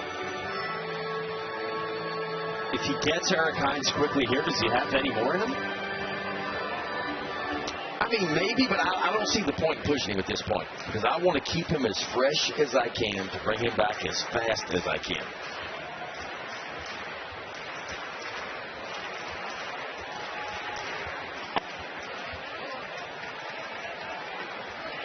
And look, with the off days coming and some of your good bullpen pieces down there, you want them to touch the mound too. You want them to get comfortable on the mound, some of your bullpen pieces as well. To win this game, you play Monday night next. 1 and 2 on Eric Hines, and now he's unleashing the changeup. We've not seen that. It's been heavy fastball, slider, or curveball, he calls it, and that might be the first changeup today, and it was a dandy.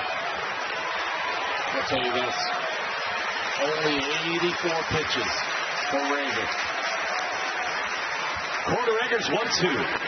At the end of the bat. How about back-to-back changeups? That's 3 in a row, Ben. That's good, man. Time to elevate now. Shown it to him a couple times. And that's a perfect world for me. It's a save a pitch, maybe the second or third time he runs it. The hitters haven't seen he's been able to do that because he's been able to dominate the game. Corder Eggers 1-2. Lace down the line, foul. Now you elevate. Got away with that one right there. But it's been so good because he established the fastball early. And has been able to use that swerve. I like elevated heater in or maybe a heater in here. We'll go a little bit lower with that slider. Corder Eggers 1-2 again. And he strikes out the 7. That is dirty, folks. And I'm talking about dirty as a Bourbon Street martini. Corder Eggers, the freshman, punches out the side here in the 7th inning. Gets all 3 of them. Really good breaking ball down and in. And how about this second one? 3-2 counts, but you get the fastball. He bends it in there, and just for fun, he said, you know what? I still got 95 in the tank, and he elevates a 4-seamer, punches out the side, 8 of them, a season high.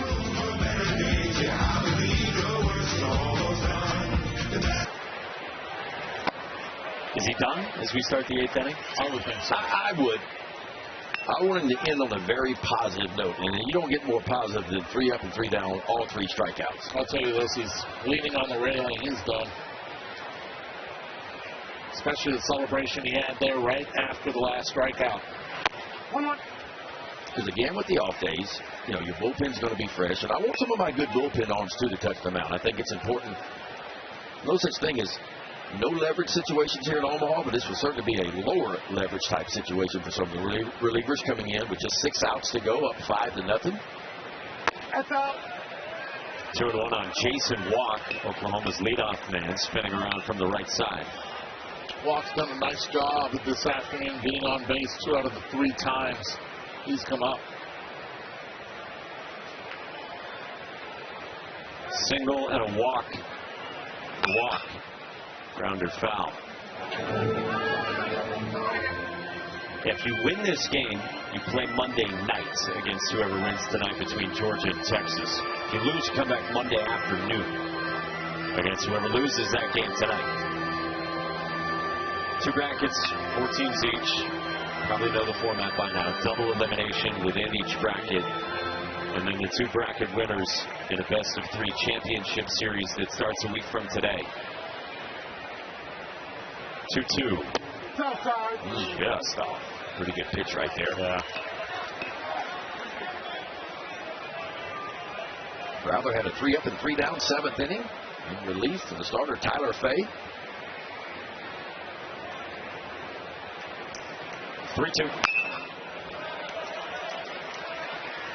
And for Oklahoma, they just keep on rolling. It was 3 straight wins to finish the regional. It was the sweep of a very good Kansas team, the 15 national seed in Lawrence. Trying to make it 6 wins in a row. Yeah, and look, they dominated in Lawrence too. Scored 21 runs, only allowed 3 to Kansas in 2 games. Walk is on again. And Corder Eggers did it over 7 shutout innings, 87 pitches, and 8 punch-outs. No, he dominated. It was a lot of strike ones. He established the fastball early. He was heavy on that breaking ball to the left-handed hitters, man. And once he sped those bats up by shoving fastballs in, then he started to go to the breaking ball. And then just for fun in the 7th inning, he started to show us a little bit of a changeup too. 2-3 changeups, but he pitched up when he wanted to, spun his breaking balls in there. 7 of the 8 strikeouts came on that breaking ball. It's a huge lead at first. As Camden Johnson bats. And when a base runner has that big of a lead, usually it's that one-way lead. They want to see the pick move to first base. Walk, bigger lead, left-handed pitcher on the mound.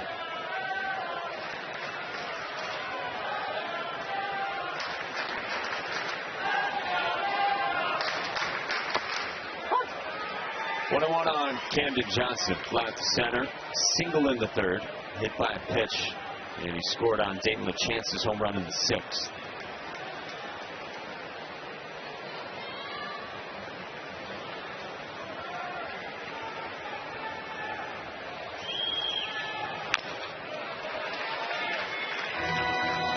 It's an Oklahoma team that early in the year played really well. First weekend of the season, they got wins over Texas Tech, Oklahoma State, and TCU. Ranked as high as 8th in the country early.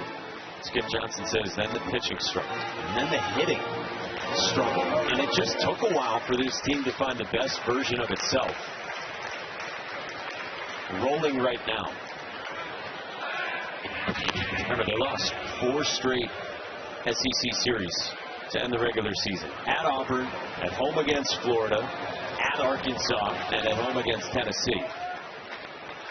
Then they go to the SEC tournament. Missouri knocks them off in one game in the SEC tournament. A strikeout there, and there's one away. Dayton LeChance coming up. And we check out our Capital One rewarding performance on a bum ankle and all. It hurts the ankle in that first inning. Twists it, but he stays in, grinds it out. And then the heroics of how do I run the bases slowly? Go ahead out of the ballpark.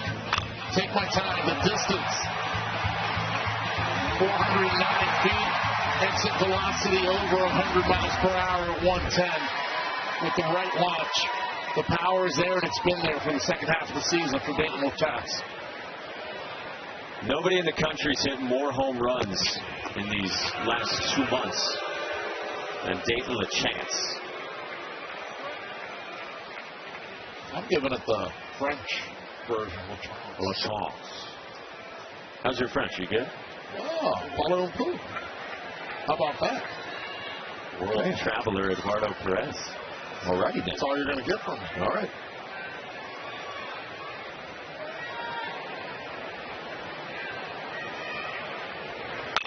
LeChance on a line, center field, in front of Fowler.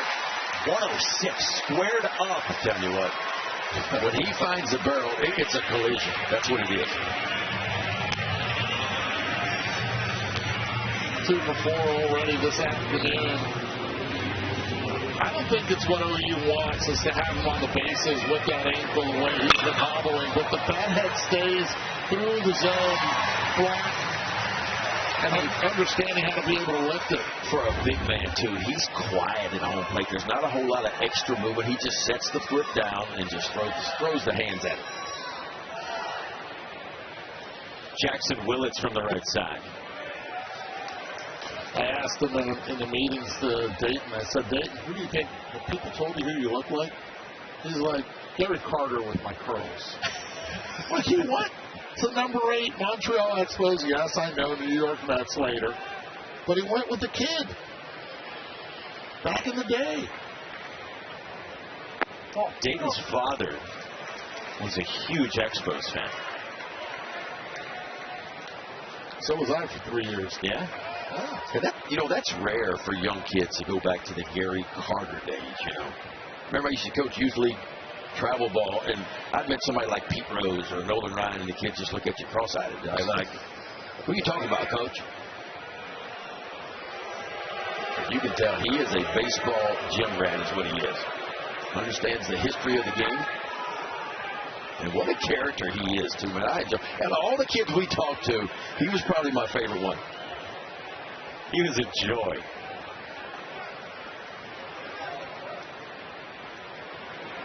I have so much respect for athletes who try to and then exceed and excel speaking in a second language. And he does it so well. Yeah. Thank you. Yeah, like you. Sorry, I thought we don't even know which one's your first language. Well, but seriously, Dayton LeChance did not know English 2 years ago.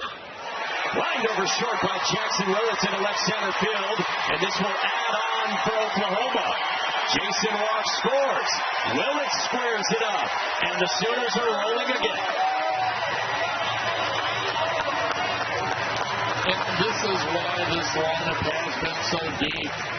Willits has been able to give you professional at-bats all season long. Goes 2 for 4 already in this game as well. And he understands the chances not running at his best. Line drive most likely would have ended up at second base if the chance was not at first. Running with his head up. Down runners at first and second. For Trey Gamble.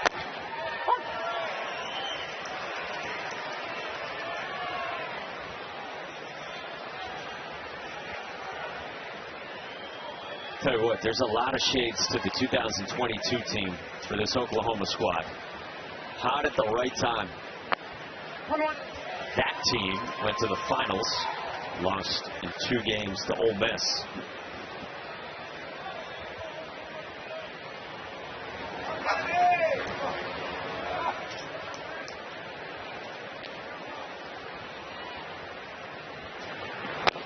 I think the similarities for me in some ways start with Cord Rager, kind of like a Cade Horton. Like, got hot at the end of the year. That's what it takes. Super talented kid, put it all together late in the year.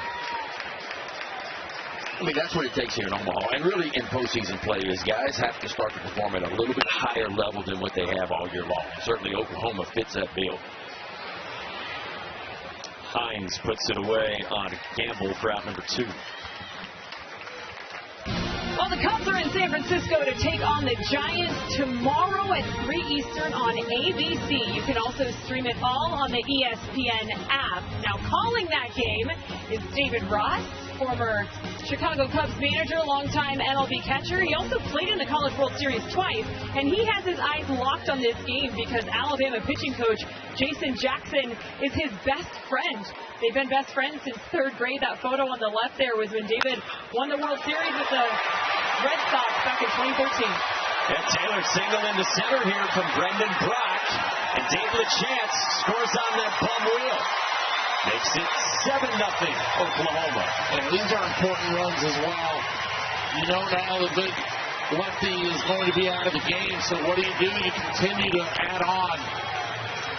And it's been line drive after line drive. Relentless offense. Pitch stays up, down, through the zone. And you get that base hit, and the hustle gets him to second base. Good base running all that. Oklahoma just getting it done, folks, on both sides of the ball. Rager has been outstanding. And you talk about hitting with runners in scoring position. How about 4 for 7 today for Oklahoma in the moments that it matters the most?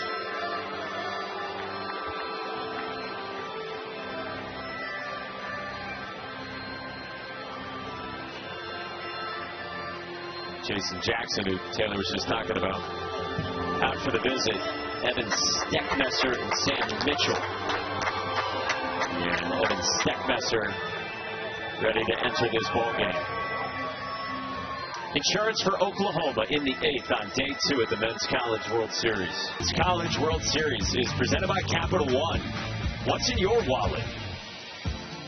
I think Cord Rager's going to have a lot in his wallet in a couple years. He was awesome today. His battery-mate Dayton LaChance left Earth with a 2-run shot 409 feet away as he hobbles through a rolled ankle from back in the first. Little Kirk Gibson action right there. If you're thinking Major League Baseball, if you're thinking college baseball, you got to go back to Tony Delbonico when he did it with the hamstrings issues as well. Alabama will turn to their second reliever of the day in the way of Evan Steckmesser. 23 1/3, 29 strikeouts, making his 19th appearance of the year. 23-year-old fifth-year senior, year 1 with Bama after 2 years at Samford, where he was used a ton. Second and third, 2 outs for Deshaun Harris, who had an infield single when he was rolling down the line in the second. Going to try to put him away here. You have to be aware of the wild pitch.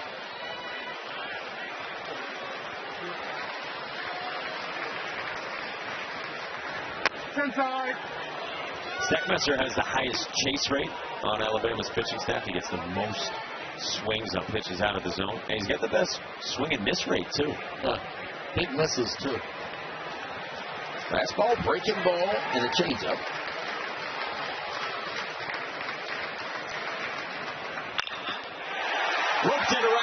field by Deshaun Harris. Willett scores with Brock right behind him. 9-0 Oklahoma. You know, we talk about so much what Rager has done on the mound. We've talked also what OU's offense has done, but they really recognize pitches up in the zone. And they have not missed those pitches this afternoon up in the zone. This one, slider with 2 strikes. Stays up. Really easy to be able to track. Gets it. And now adds on to the lead.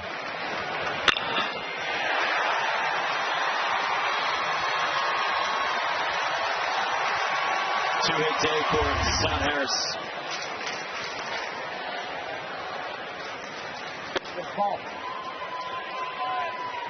And now Dayton Taki in the 8th spot, who's 0 for 3 so far. Strikeout, flyout, groundout.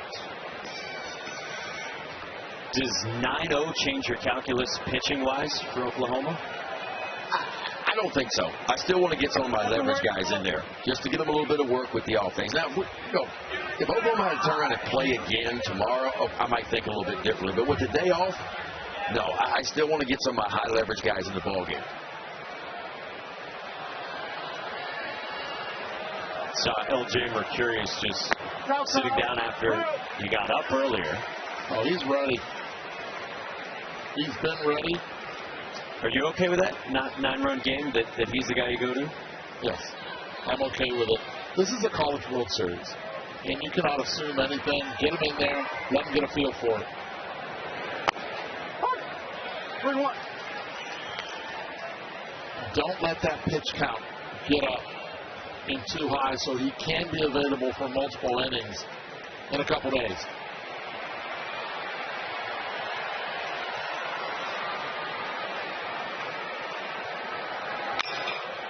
Backside base hit, Dayton Taki. Harris motors to third and gets stuck there on a double from Dayton Taki. I'm telling you what, Oklahoma is putting on a clinic today. They are spraying it everywhere. And you mentioned it, they're not making mistakes. If they get a mistake, they are finding the barrel too. That's a pretty good move to the ball. The hands go first, the barrel behind it. Just a 2-seam fastball working to the outside part of the plate. I love this approach. Didn't try to pull it. Just threw the hands at it, the barrel followed it, a bullet down the left field line. And Dayton Taki's mother loves it.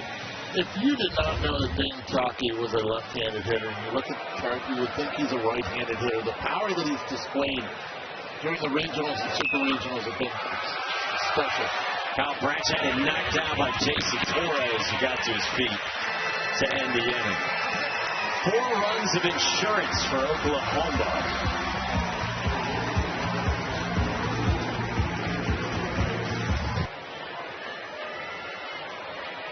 Brennan Holt does not. 7, 8, and 9 for Alabama. 96. And it's been first pitch strikes galore from LJ Mercurius as a reliever. It's almost 80% of the time out of the bullpen that he throws a first pitch strike. His younger brother Xander is expected to start Oklahoma's 2nd game here in Omaha. That's easy. It's easy, 97. It's got some life to it, too. You can see that fastball just kind of stay on plane as it explodes through the zone.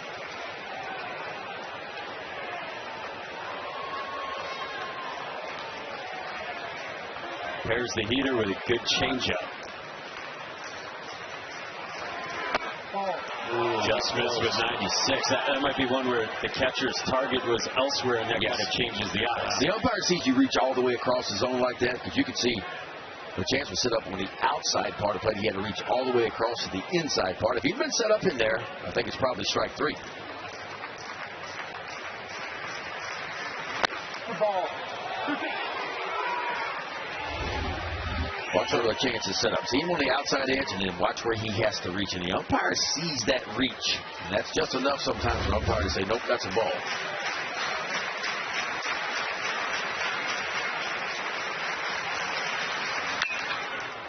Popped up, foul ground. The shift was on, and so no one will get there.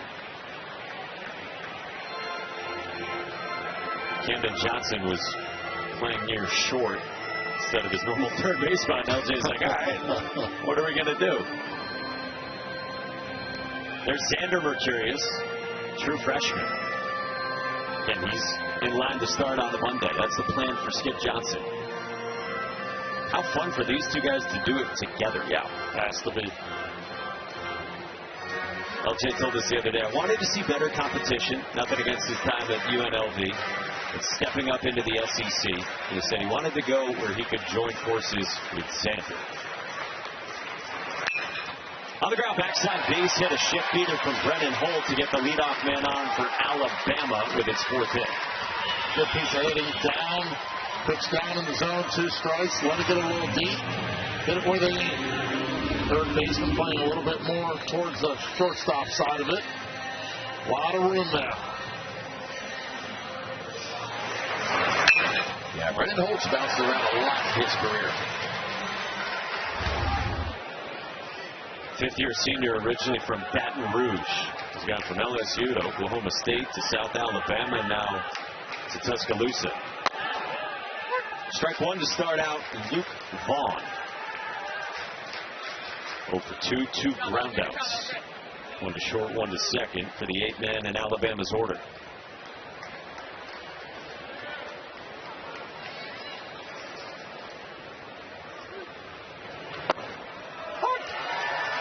Oklahoma's had good luck with brothers on its pitching staff the last couple years. They had Kyson Witherspoon last year, who went 15th overall to the Red Sox. And Malachi Witherspoon, who went 2nd round to the Tigers. And now LJ and Xander Mercurius.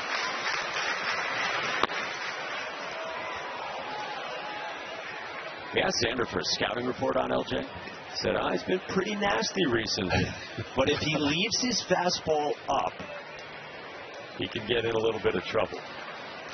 He said if the velo's not there, it's dead zone for LJ. Swing and a miss. That's a sword and that is filth. It's a sword because it's a changeup. You're thinking, okay, dead red fastball 97. You look at the spin, it does not have the dot, and next thing you know, with that arm movement, it's coming in different. Tumbling right at you. Circle change just kind of turns it over.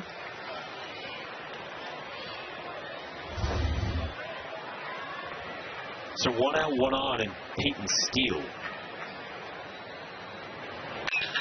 Bouncer towards short.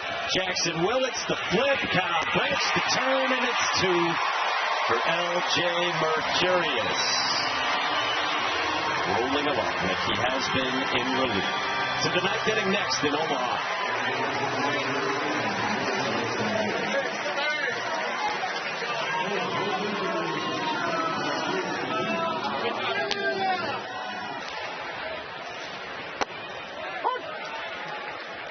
But it always begins with what? Leadoff hitter and pitching. Good starting pitching. Good starting pitching and playing defense will keep you in every ball game. And if you can get enough offense, it's been a little bit more than enough for Oklahoma as of late. Pretty average to below average offense for the majority of the year, but it has been different in postseason play. In foul ground, Jason Torres at the railing almost made the catch. We'll take the shades back. 5 of the 8 innings, the leadoff hitter has reached base for Oklahoma. And that's putting pressure on the defense. That's putting pressure on the pitching. Yep. And look, when they've gotten their opportunities, well, one of my favorite stats to always look at is runners in score position. How do you perform with runners in score position? In Oklahoma today, 5 for 9. Like, you can't do a whole lot better than that. And it's a team that was, out of 303 Division I teams, Oklahoma came in 80th best in the country, 302 runners in scoring position. But if you look at postseason play, it's up there around 340. So they have elevated their game just about in every way offensively. We talked a lot about hitting the ball out of the ballpark, and of course they have done that a lot recently. But they've also come up with big base hits with runners in scoring position. 2-2 from Sam Mitchell. And that's a great thing if you make it to postseason play. You could forget. If you had a great year, great for you. Good for you. Continue to do that. But if you had kind of an okay year, you can just put all that behind you and say, hey, we can't control the past. We can only control the future. Now let's see if we can find a different gear. And Oklahoma has found a different gear in the postseason. Mitchell pins one to the bottom of the zone to strike out Jason Walk. And there's one away in the top of the 9th. Just a good four-seam fastball. Just paints it right at the bottom of the zone.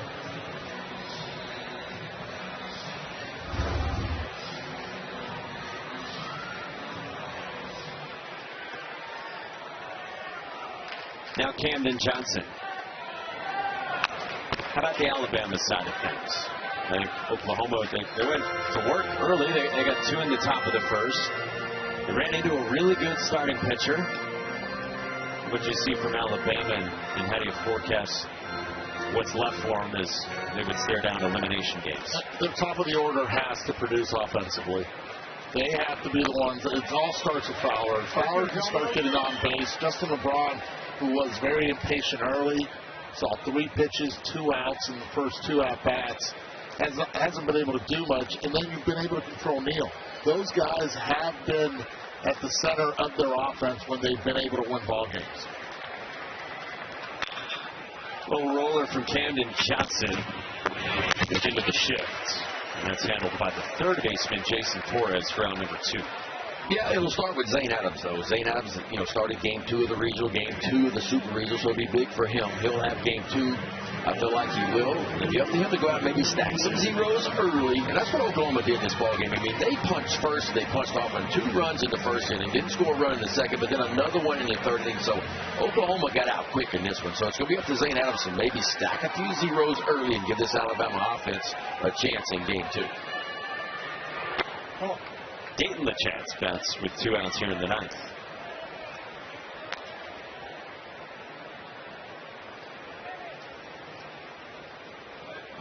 He has scored 3 runs, all of them on a bad ankle.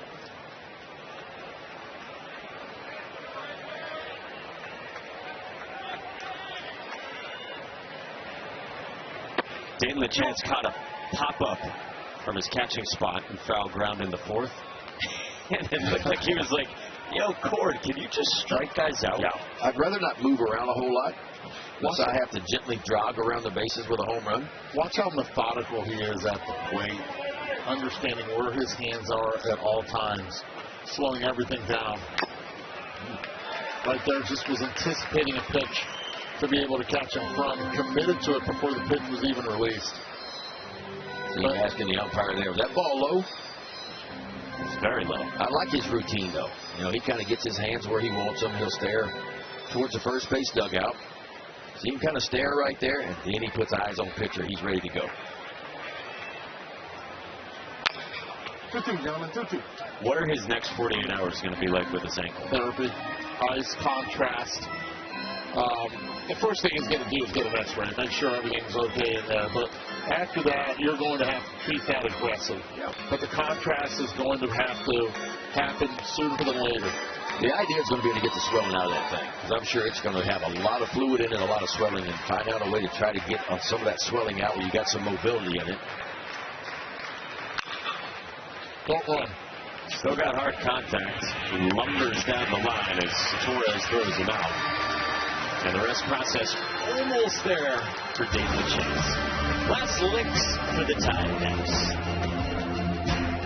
3-year-old, 5th-year senior who Rob Vaughn told us today is the heartbeat of this team.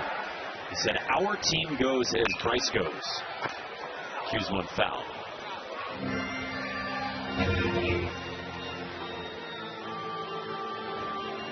I feel like a chance for Bryce Fowler to get drafted next month as a 5th-year senior.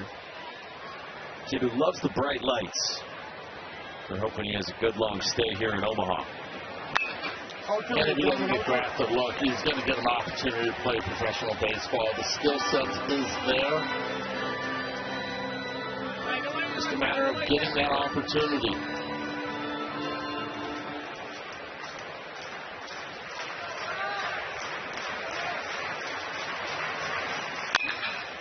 Taylor asked Bryce the other day about playing center field here with all this space in this ballpark. And Bryce just started shaking his head. He said, I'm a little older.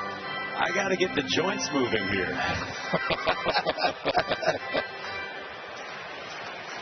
Apparently the coaches love chirping him. He said 2 of the coaches asked him if he's going to be able to handle it here. He rolls one at first, and Dayton tackling. 1 away in the bottom of the 9th. Most center fielders that we talk to, they want to play in this ballpark because they get a chance to show their skills out because you got so much more ground to cover out in center field at this ballpark. So you really get a chance to show everybody that you can pick them up and put them down and go make some outstanding. We've seen some unbelievable plays here in Omaha in that outfield from left center field to right center field over the years. Well, here's Justin LeBron. 2 pop-outs to the right side of the diamond and a strikeout his last time.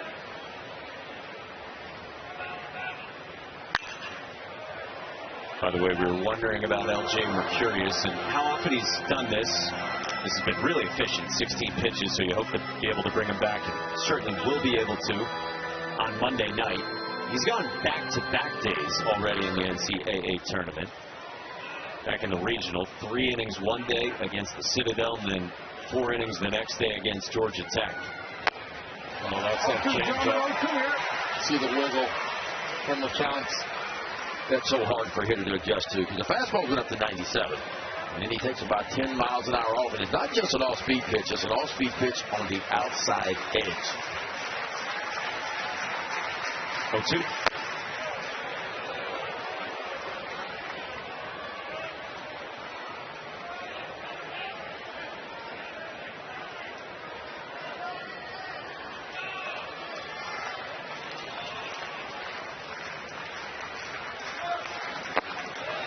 Justin LeBron told us the other day that the first 2 years, team-wise for Alabama, early exits in regionals, they didn't win a game. He said that left a really sour taste in his mouth. And so he's been thrilled with this run that Rob Vaughn's team's been on all the way to Omaha. 2-2. He's got such quick hands at the plate that the bat head stays in and out of the zone really quick. It doesn't stay there long. Thin handle bats, because that's what aluminum bats have. So you end up being just too quick in the zone, and that you see is why he struggles against those changeups. And also left-handed pitching. Squares this one up on a line into center. Well, those are those hands you're talking about right there, because it takes a special set of hands to be able to go up top shelf like that and flatten your swing on a fastball 97, 98 miles an hour. You can tell he was sitting fastball the whole time. There's a good look at the four-seam, but watch him just go up and just flatten that swing on a ball that's marginally a strike, maybe right at the top of the zone or a little bit above, but that's a nice move. And we talk about this kid, we talk about tools. It's very toolsy, but for me, for him, when he figures out the pop that he has, that he can leave in any part of the ballpark, he doesn't have to catch it out in front all the time to hit it hard and leave the ballpark. When he figures that out, that he can leave the right center field as easy as he can, the left center field, I think that's when he's going to take the next step forward. Ball. I think getting that hit now, at least it was over the game. You get that base hit, get out of the way, it clears that pressure off for the next game. 41 stolen bases this year. He's right now 9-0. He shouldn't be stealing. Staying right there.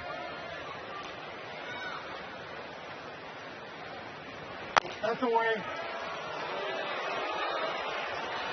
Ball and a strike on Brady Neal. Strikeout and 2 groundouts to the pull side for him from the 3 spot in their lineup.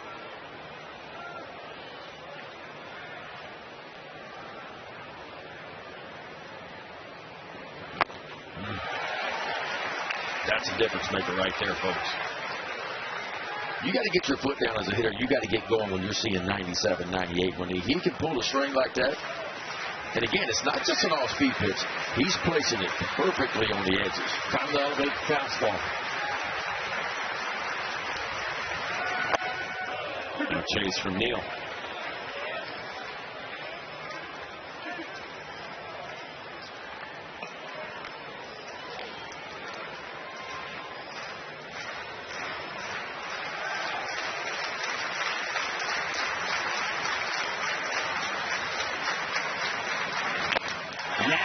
With the changeup, and Oklahoma's 1 out away from a win in the opener. That's a really good sequencing right there.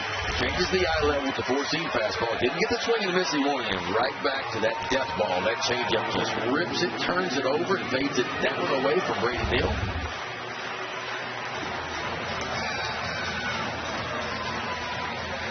LJ Mercurius is trying to finish off what Cord Rager started. And for Alabama, the last hope is Jason Torres in the cleanup spot. 0 for 3 with 2 strikeouts. Waters off, and they'll just give Justin LeBron second.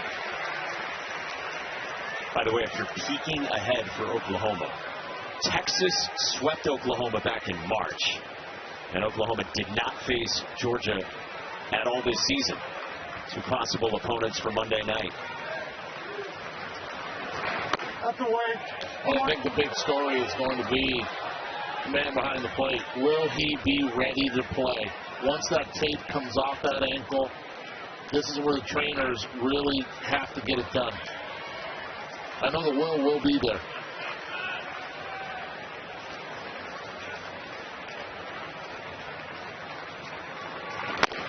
One and 2 on Jason Torres.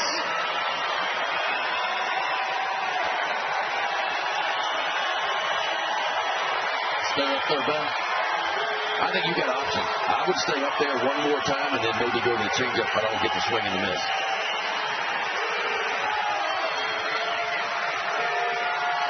The 1-2.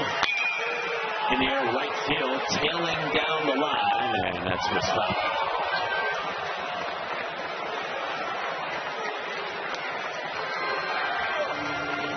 They've been attacking Torres up in the zone with the fastball.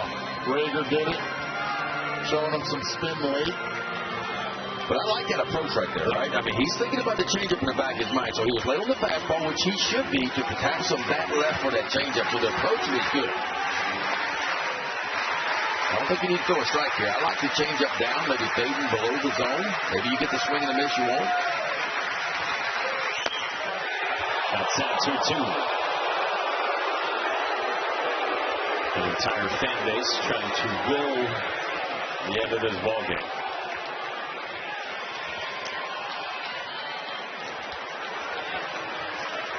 LJ Mercurius trying to finish. 2-2. Torres rolls it gently at third. Camden Johnson. Big time play. Camden Johnson had one choice right there. He had to barehand that ball, and he did, and I mean just a perfect throw. And how about the Sooners? Boomer Sooners, man. Big time for them. Clean baseball. No errors in this game. This was all about pitching. And it started with a big lefty on the mound. Curt Rager, who was able to keep Bama off the board. Him and LJ. Nice job. LJ says OU. And who's hotter right now in the country than Oklahoma? Probably no one. So they move on into the winners bracket. Monday night, 7 Eastern on ESPN. They get whoever wins tonight's game between Georgia and Texas. Again, Texas swept Oklahoma back in March, and Oklahoma and the Dogs did not square off at any point in the regular season. Meantime, for Alabama, they'll come back at 2 Eastern against whoever loses that game. That is still to come tonight at 8 Eastern. Dayton LeChance with Taylor. Thank you. How much pain were you in all game? I felt fine. 100%. I'm good to go. There's no problem. You're lying. Let's go through the home run. When you're rounding the base, what was going through your mind? Well, it gave me a good pitch to hit, and I didn't miss it. I mean, I just want to help the team win, and it's all about winning innings for us. I mean, it was huge for us, yeah.